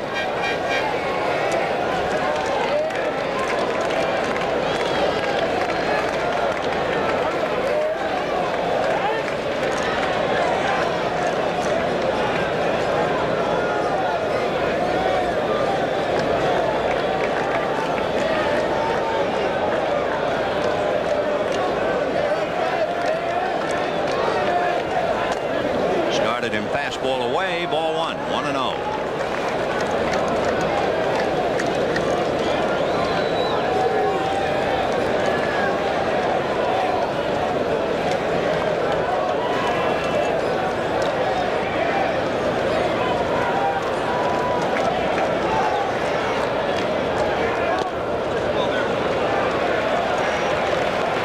And no strikes to count to Keith Hernandez. Rafael Santana at second. Lenny Dykstra at first.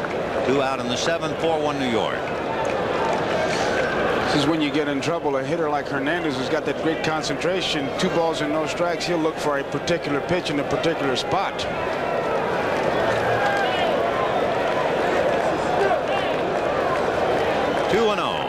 Remember where we showed you Buddy Harrelson was coaching from earlier, where he was beyond the coaching box? Now he's in front of the box, because if Hernandez hits the ball down the right field line, then Harrelson will come way down the line to shepherd the runners. If there's a ball hit to left field, then he really has to make a decision with Santana. The fact that Rice can charge and come up throwing. 2-0, the count to Keith Hernandez.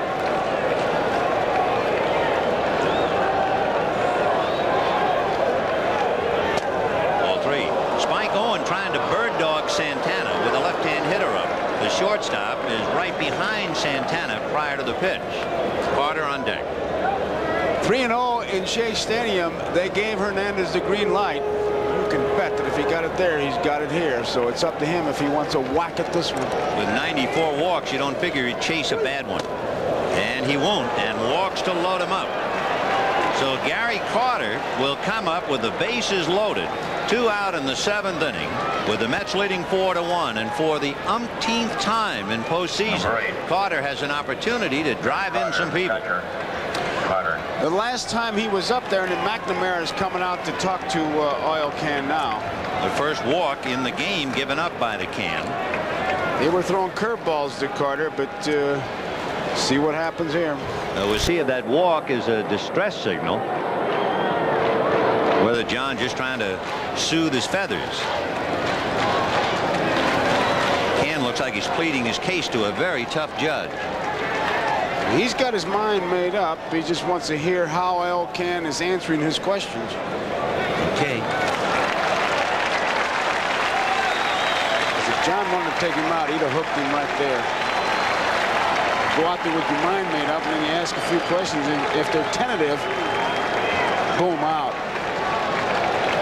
Well, here we go. Carter with the bases loaded. Santana at third. Dykstra at second. Hernandez at first. Gary's home run, a slam in '86, was against David Palmer of Atlanta.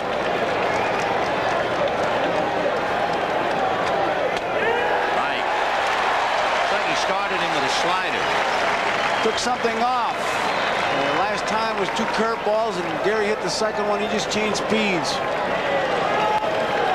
33,595 here at Fenway. Way out in front. And they want to explode with relief. So does McNamara. Location on this one will be most important. Crowd really alive now, trying to root the Oil Can out of it.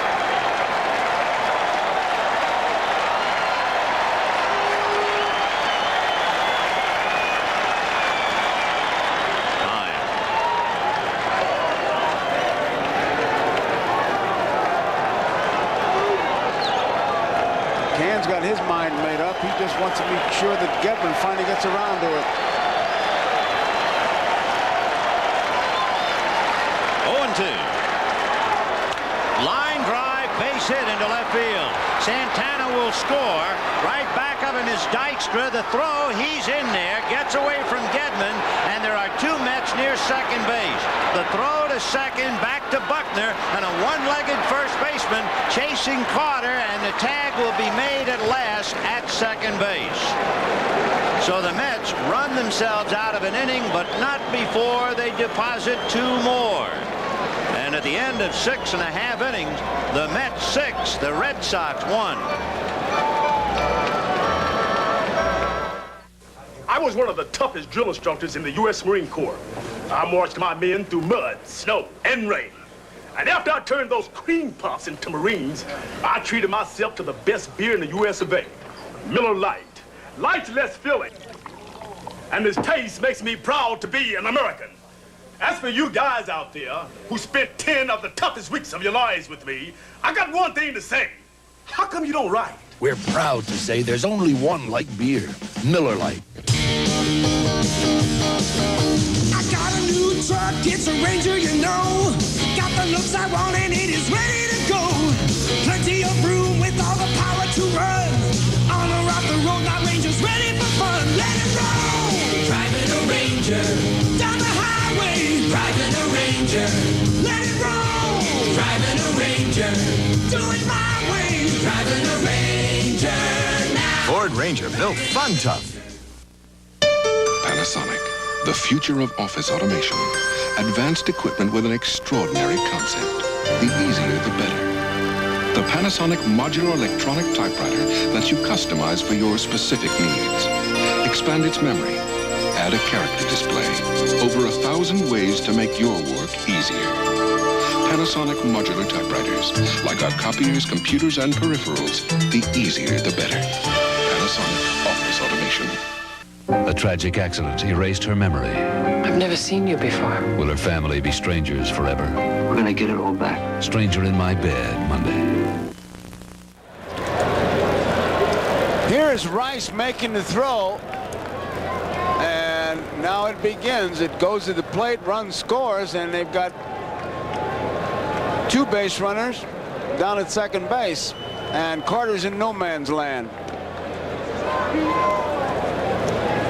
That's some race, isn't it?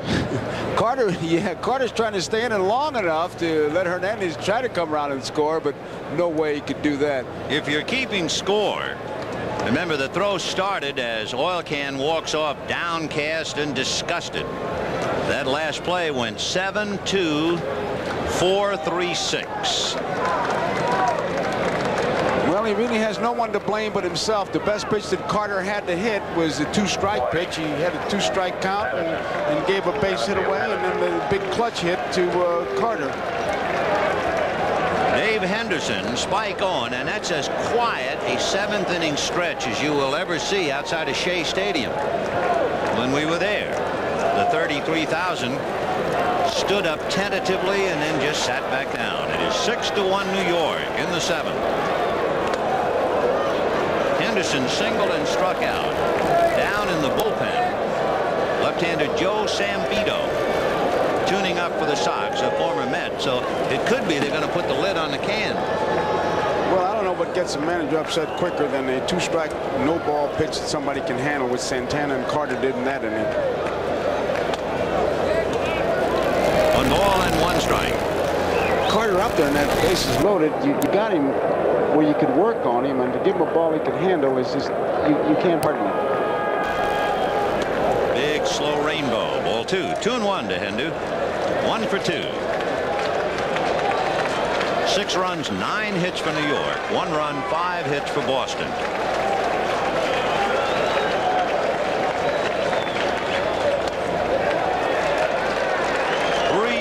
The count to Dave Henderson.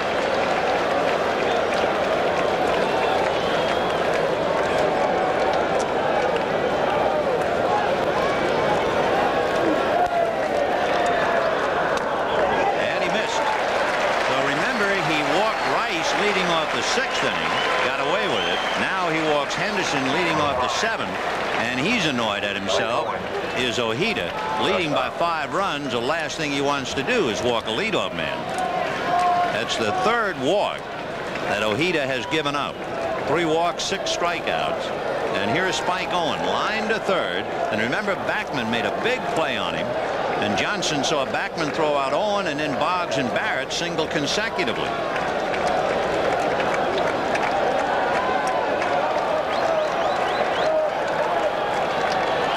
Ball 1. Especially in this ballpark, the one thing you want to stay away from is the base on balls. You got to make them hit their way on, and that's pretty much what Carter will do. He maybe buy a little time for the bullpen. No one throwing yet, and I use that word yet advisedly because windbreakers are coming off in the Mets bullpen. The Sox, as we know, Joe Sambito is getting ready, but they're moving around now in the New York bullpen.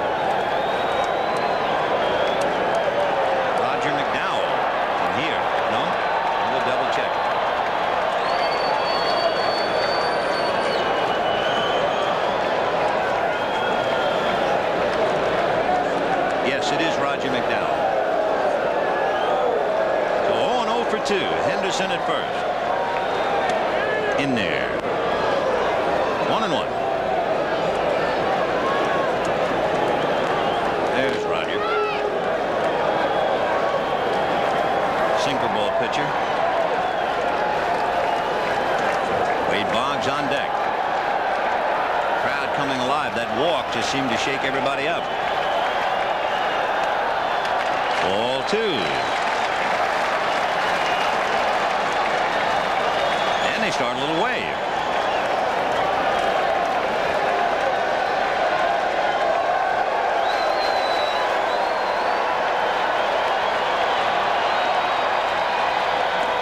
And he missed again. Ball 3. So Ojeda walks Henderson and is now behind a Spike Owen. That, of course, would be the cardinal sin to walk Owen at Fenway Park. How How's he doing in a ratio, Joe? 57 strikes, 46 balls, 103 pitches. So I couldn't say that would get you an award. 3-1. In there.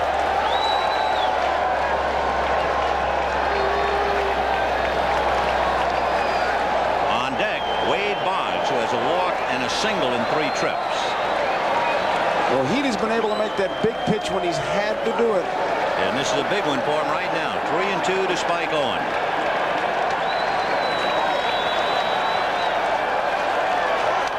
Back. 6-1 New York. Bottom of the 7th. Nobody out. Ojeda has retired the side in order only twice. In the 1st inning and in the 4th inning.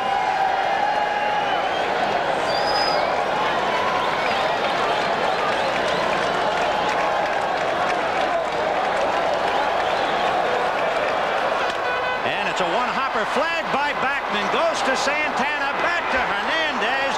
What a double play. Oh, what a picture book double play.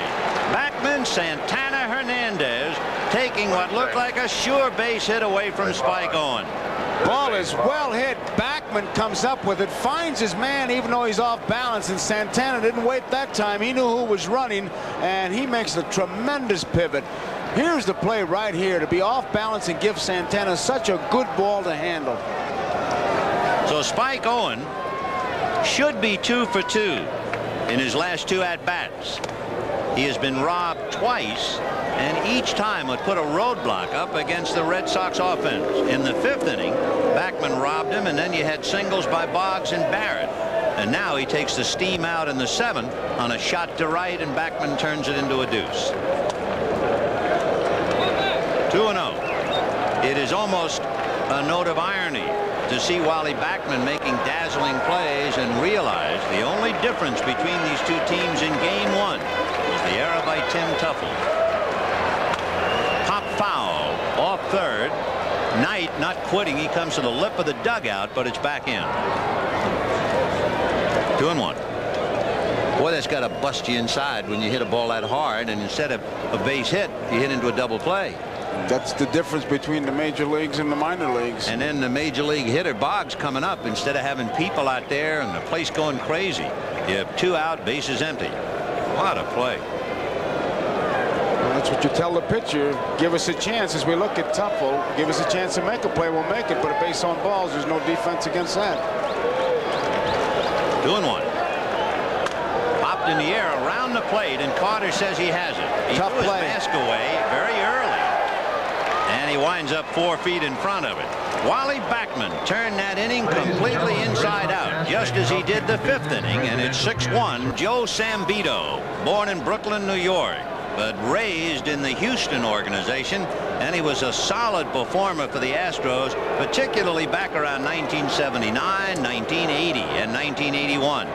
Then he had arm trouble, didn't play at all in '83. Eventually came out of the Houston organization, and the Mets picked him up.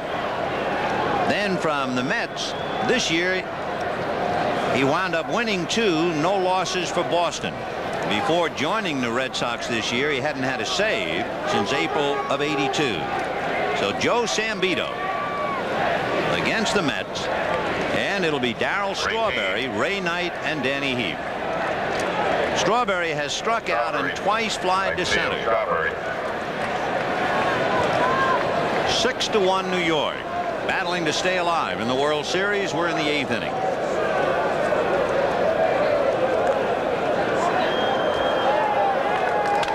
And Sambito is greeted with a line drive base hit to center. So Darryl Strawberry leads off with the base hit. That'll bring up Ray Knight. Oil Can Boyd went 7 innings, allowed 6 runs, 9 hits, 5 of the hits and 4 of the runs in the 1st inning. The Can walked 1 and struck out 4. Ray Knight aboard on the fielder's choice. Bad defensive play by the Sox, allowing the Mets to load the bases, and then Heap single to drive in 2 in the 1st inning. Knight since then popped up, grounded out.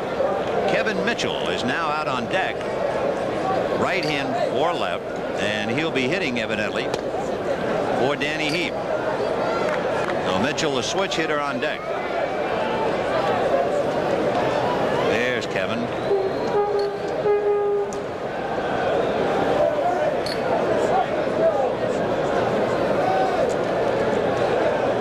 Strawberry at first. Nobody out in the 8th. 6-1 Mets.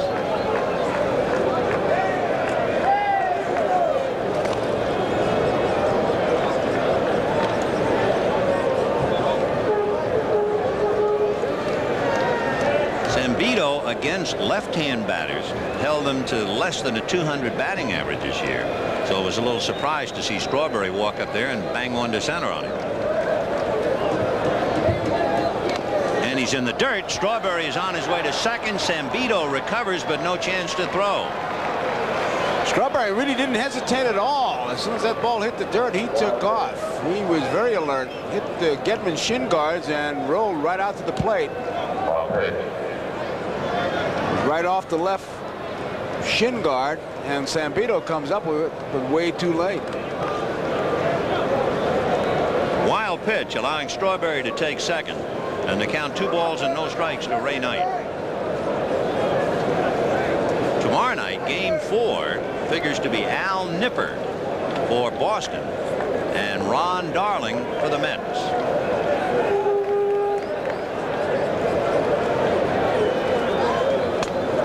The mitt, and that thing really sailed. He crossed him up, man. I gotta believe that. Oh yeah, you know, basically Sambito is a sinker ball pitcher. Yeah, he had to cross him up on that one. We were just talking there.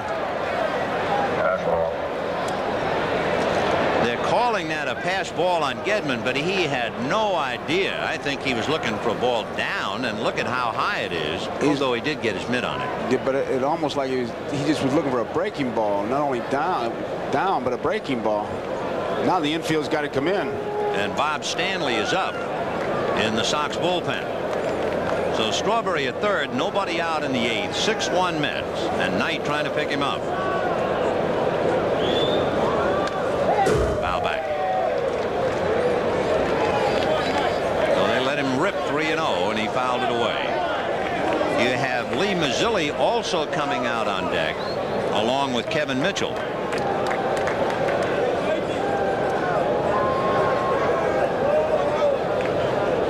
McNamara has seen the Mets jump on Boyd for 4 in the first inning and then break it open somewhat in the 7th.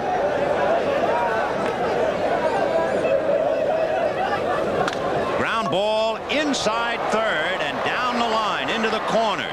So Strawberry scores easily. Knight into second base and holding. So the Mets' #1 hitter against left-hand pitching doubles into the corner and gives the Mets a very comfortable 7-1 lead. And all of a sudden, Fenway Park sounds like Shea Stadium. Wide of the bag, and it's just between Boggs and the bag. And Strawberry easily, he can just walk in. John McNamara, talking about walking, is on his way to the mound. In capital letters that night. Right now, with a 7-1 score, John just writes it out normal style. So Big Stanley, who has that great palm ball to left-hand batters, so we might look for it right now. Lee Mazzilli is the hitter, and in case you wonder, he's hitting for Kevin Mitchell. Remember, Mitchell and Mazzilli were out on deck to bat for Danny Heap, and Mitchell was technically in the game. Stanley also has a good sinker to go with that palm ball, and if he's got the good sinker going, he could get the ground ball, and that, of course, is what they're looking for. Interesting thing about Lee Mazzilli, when he originally signed as a free agent with Tidewater in the Mets farm system, here's a ground ball to Marty Barrett that will move Knight over. Just to conclude the thought, Mazzilli in it. Away. So far anyway. The only writers capable of handling this story for the state of Massachusetts would be John Updike, Stephen King, or Robert Parker. It is 7-1 New York. The infield up. A strike to Mookie. 0-2. 7 runs, 11 hits for the Mets. 1 run, 5 hits for the Red Sox.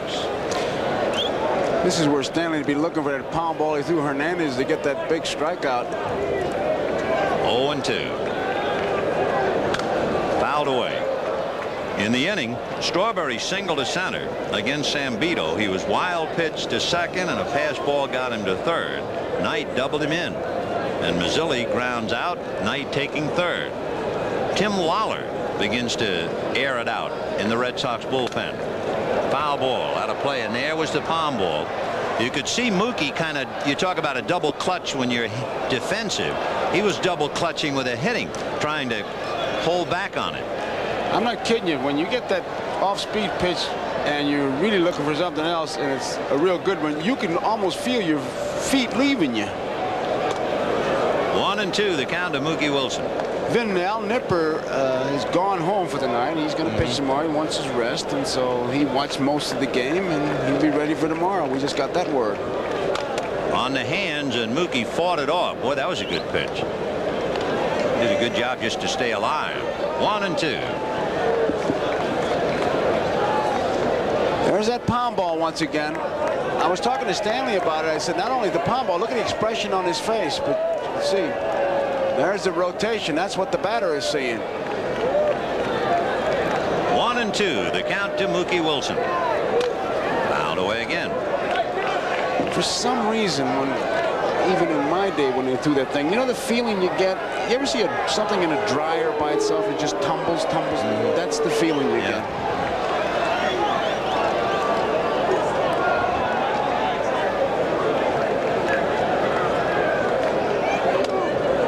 2-2. Big start for Al Nipper tomorrow night. I was just thinking about it. A year ago, he went on the disabled list with an ulcer. So it might be a tough night's sleep for him tonight. Way out in front. The palm ball gets another left-hand hitter. Big strikeout in that spot. Now the infield, of course, can drop back with 2 men out. He did what he had to do, get the ground ball. He lost the base, but he gets the strikeout. That's the 4th World Series strikeout for Bob Stanley. You could really see the rotation on that ball. And Mookie out in front had a good cut, but a little bit too far out in front. Rafael Santana hit into a force play, grounded to third, single to center. Came around to score in the 7th inning. Santana 1 for 3. Middleman on that big double play in the 7th inning, started by Wally Backman.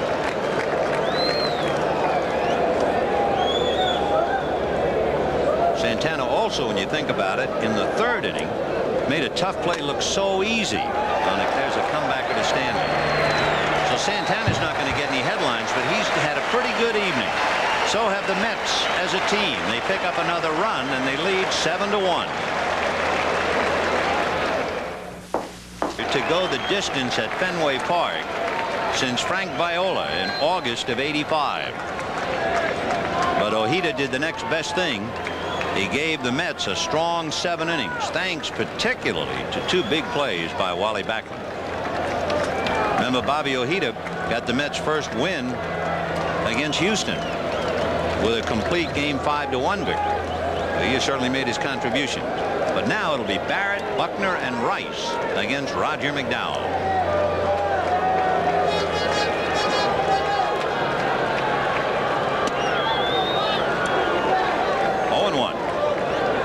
With a great sinker, and Marty Barrett has hit back to the box and then singled twice against Ojeda.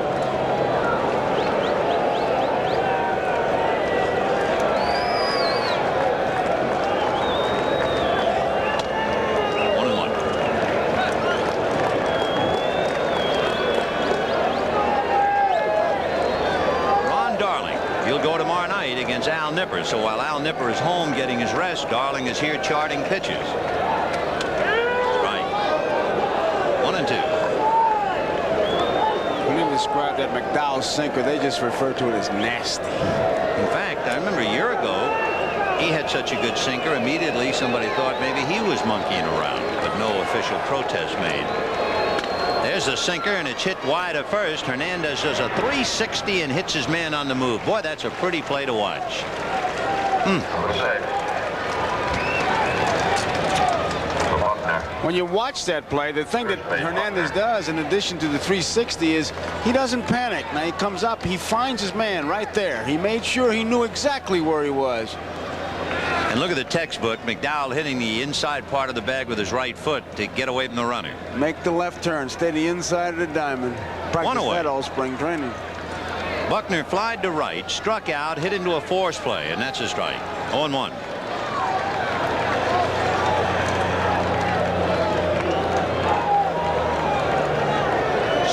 New York, bottom of the 8th. Game 4 tomorrow night. Al Nipper and Ron Darling.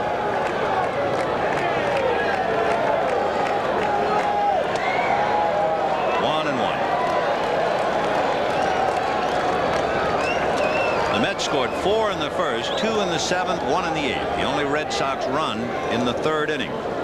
Kind of a whimper of protest so far.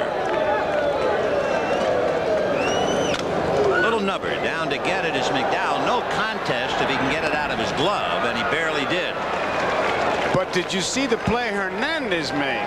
Again, Hernandez dances over into foul territory. Now watch what happens here. The momentum of McDowell, it carries him over into foul territory. And if Hernandez stays in fair territory, the runner gets between him. Look where he is, in foul territory, giving him a perfect line of vision. And remember, you got a guy on one leg trying to hustle down the line. Fine play. 2 down. I tell you, he is really something at first base.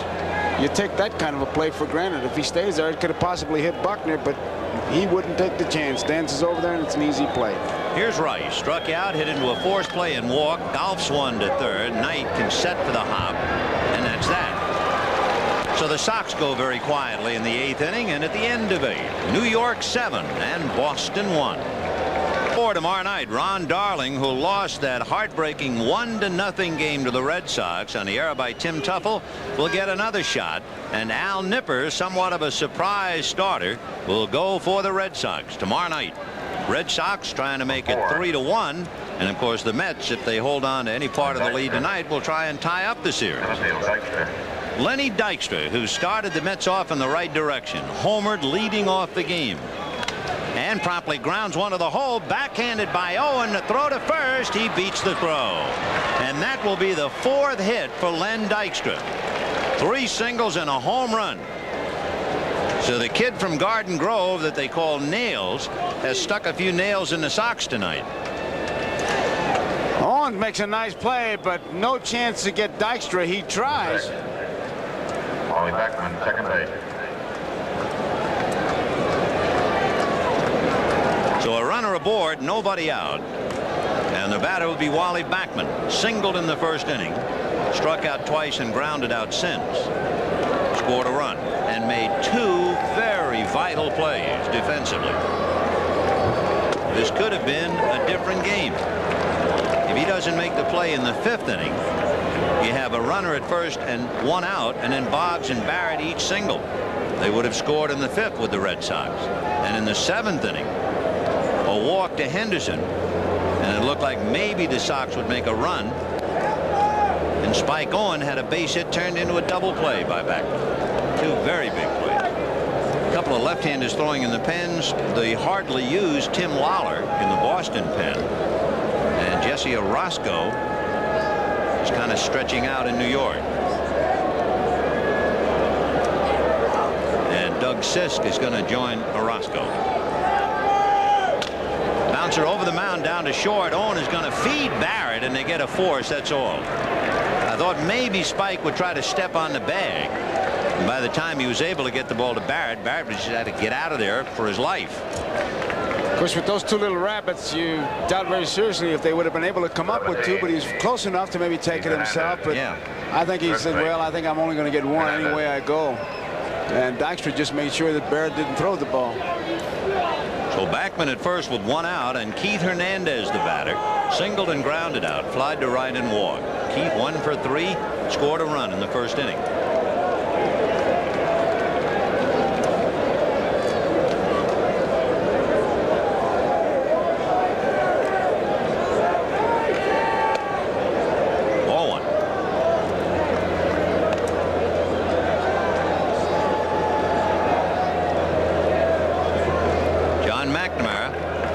2-0, coming home to the friendly confines of Fenway, having his club work out yesterday while the Mets rested. And just the opposite of what you might think. The day of rest, and the Mets produced 7 runs and a dozen hits. And you got to believe that Davey Johnson, that it has to be the way it turns out now, a gutsy move, because he was open to a lot of criticism, but he thought that the day off would help his club to stay away from the criticism. And by golly, you look at that scoreboard, he was right. To quote Joaquin Andujar, which takes a great deal, as Joaquin Andujar said about baseball, I can tell you about it in one word: you never know. Got that right. Yeah, that's why we were talking earlier about Oil Can Boyd pitching this game. There's a high foul out of play. Oil Can Boyd pitching the 3rd game with his team leading 2-0. 1 year ago, it was the same situation. Joaquin Andujar lost to Bert Saberhagen 6-1. And Kansas City was on a roll. Ball 3.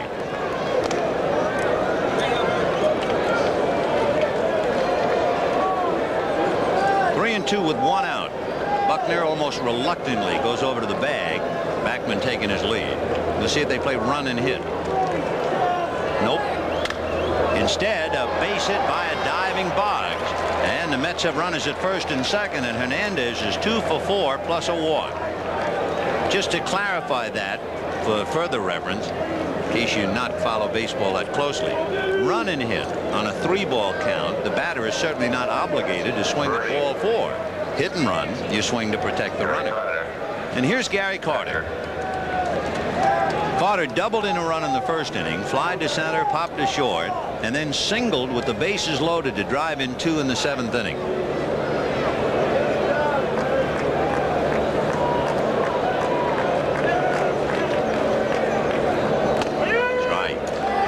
You look at that scoreboard, Vin, and you think about the Red Sox the other night, 18 base hits. The Mets have now put up 13 base hits, so the termites are out of the bat rack.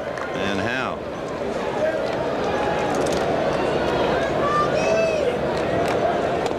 The Mets, who did not have an extra base hit in the first 2 games, had Dykstra homer leading off, Carter double. Later on, they had a double by Ray Knight. 1-1. He hits a hopper down to Owens. Spike goes to Marty, and he goes to Billy Bucks, and that's it. 6-4-3 double play, a couple of base hits and nothing else. And at the end of 8 1/2, 7-1, New York. Baseball history in the World Series to start a series game against the club for which he played the previous year. And he gave his team a strong 7 innings, allowing just 1 run and 5 hits. Consequently, he stands to be the winning pitcher. And there's the note. Not since Hippo Vaughn in 1918. That was the year that Ted Williams was born, and the Red Sox won their last World Series. Well, he was certainly a big part in the events tonight. McDowell now is trying to get the last 3 outs. It'll be Don Baylor, Dwight Evans, and Rich Gedman. And Marty Barrett can just think about tomorrow, perhaps. Tomorrow night, Ron Darling and Al Nipper. Don Baylor against McDowell as John McNamara talks to his troops.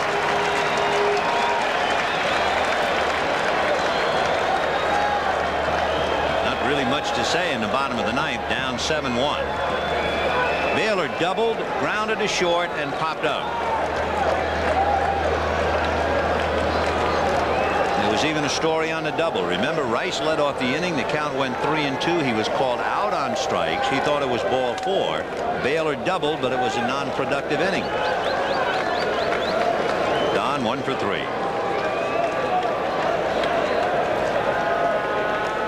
He wants Harry Wendelstedt to look at that sinker, and it's okay.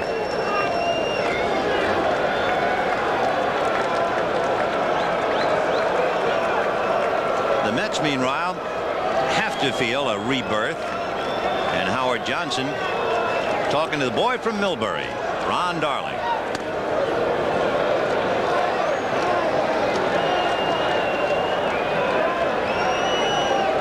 Jim Rice will look back to that call strike 3 in the second inning as part of a long evening, and then hit the ball hard in the third, and Santana short hopped it and turned it into a routine force play, but it was a much tougher play than that.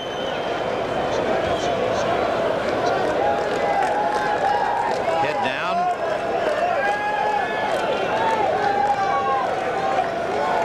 Bill Buckner has given it his best shot. Buckner tonight 0 for 4.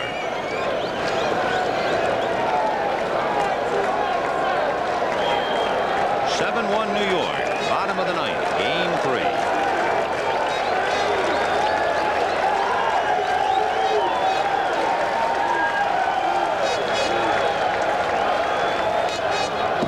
Just did get the top of that sinker.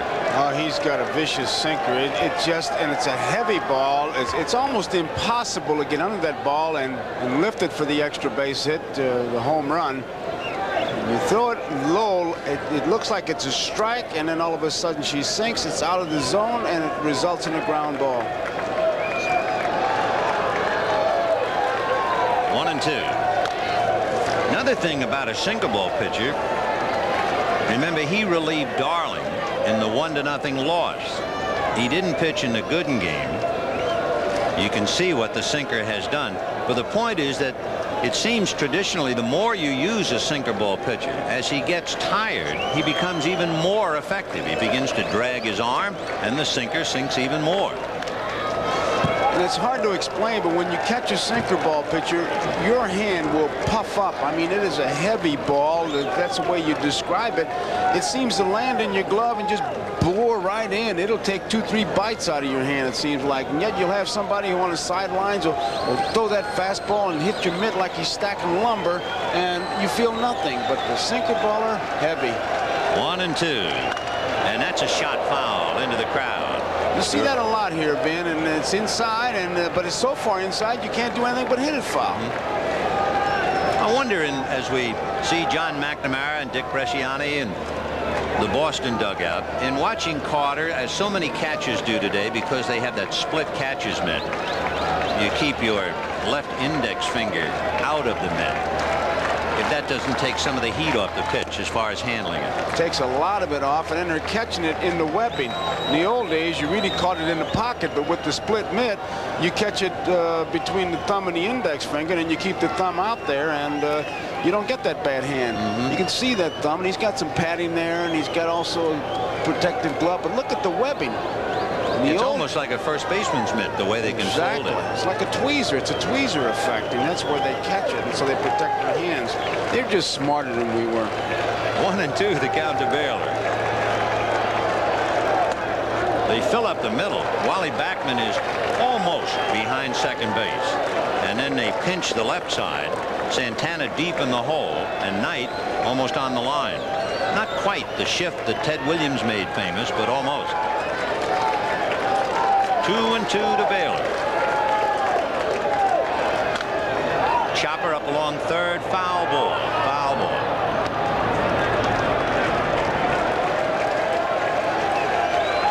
They're playing him so much to pull it. Hernandez wide of first base. If he squibs one off the end of the bat, we're liable to see some race. Yeah, Backman is maybe 2 steps from being directly behind second.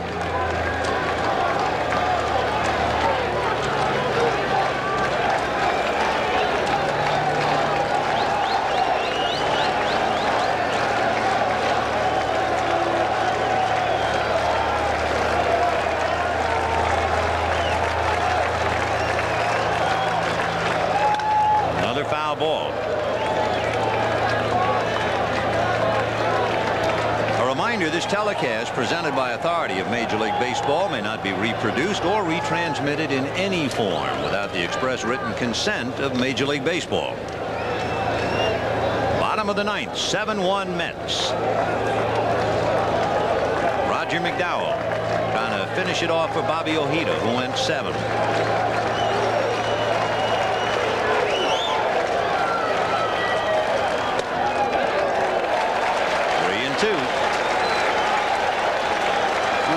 talks about keeping it going. He talks about take quality swings. Well, that's the way you lead a ball club, doing exactly what he's doing. He's battling a lot of foul balls, got the count up to 3-2 and hanging tough.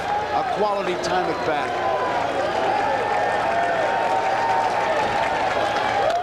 Fouled away. Boy, he's fouled off a bunch, and Gary Carter, I think, got some dirt in his eyes behind the plate. He sure did. Those foul tips, they usually dig up that dirt, and lucky he didn't get one off the end of the finger. Especially a sinker ball, I guess, too.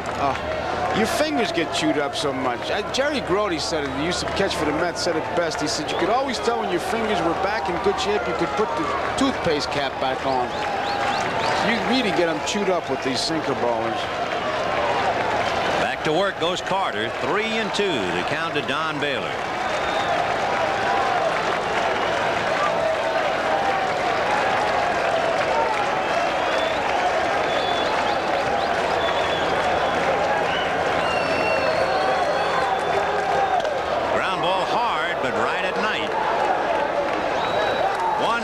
Out, expended in the 9th inning.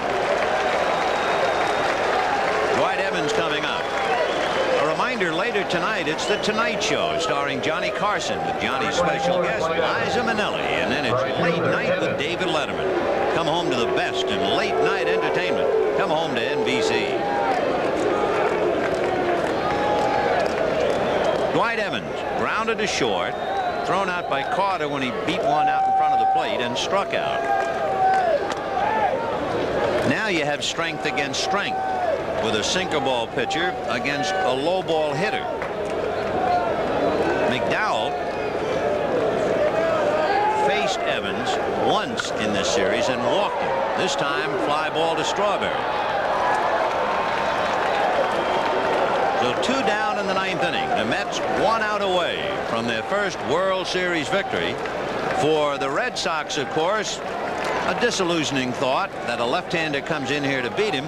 And tonight's NBC Miller Lite players of the game, we'll use the plural, will be pitcher Bob Ojeda, who did such a great game, and Lenny Dykstra, who had the first inning home run to get the Mets off and running. So Miller Lite happy to present a check for $1,000 in the names of Bob Ojeda and Lenny Dykstra to the National Multiple Sclerosis Society. Gedman struck out twice and lined out to left.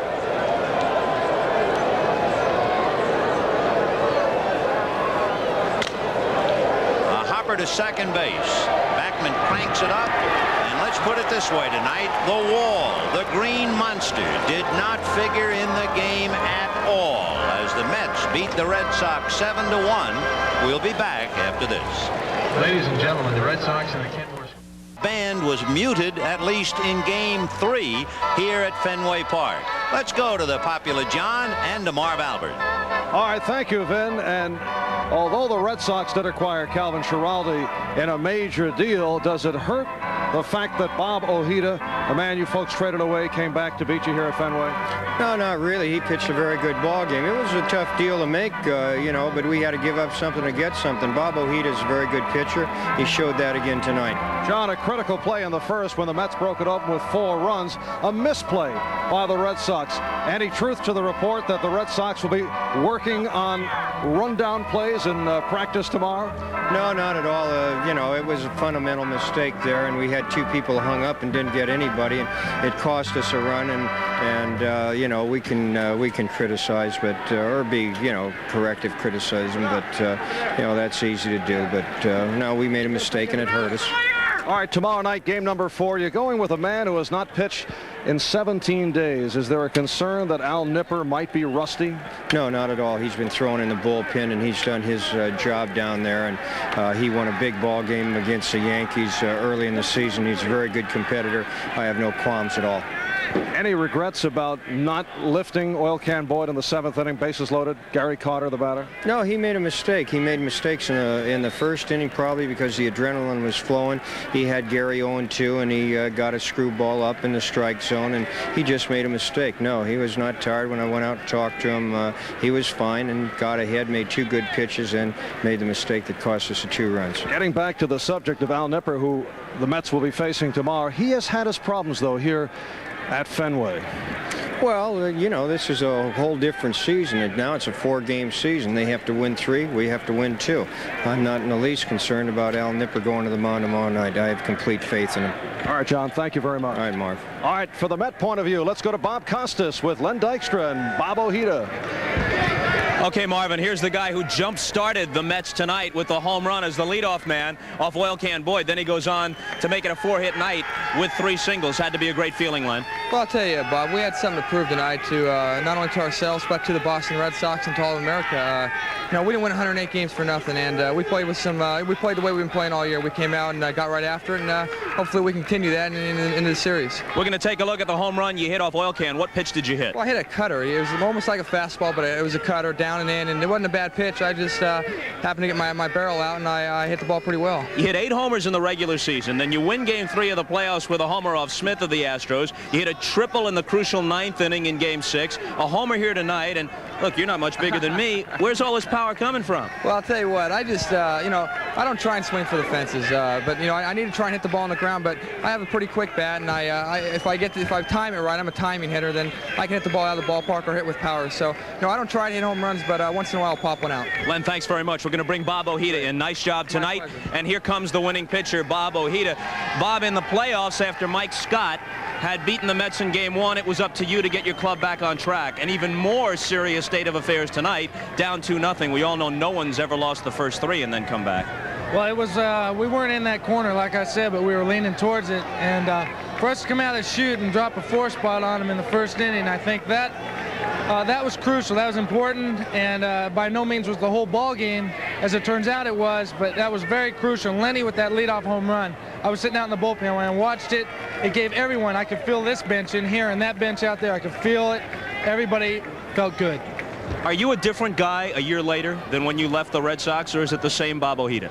I'm the same. You saw some of these plays made tonight when Wally Backman turned that play. That was just outstanding. It was so big.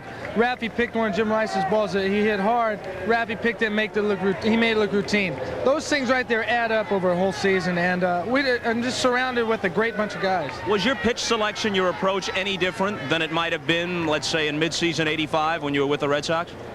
No, going basically with what we've been going with, but these guys know me a little bit, so we tried to vary it a little bit in certain situations. And just like next time, I'm pitching Game 6, so, you know, we might change that. But tonight was big for us. It was important for us, and we won it. And now this one's over with, though, and now we have to look at tomorrow. Bob Ojeda, thanks very much, and congratulations on a fine job tonight. Thank you, Bob. Let's go back upstairs to Vin Scully and Joe Garagiola. All right, Bob, we'd just like to remind you folks to stay tuned following local news for The Tonight Show starring Johnny Carson, except on the West Coast and most Mountain Time Zone stations, where it will be seen at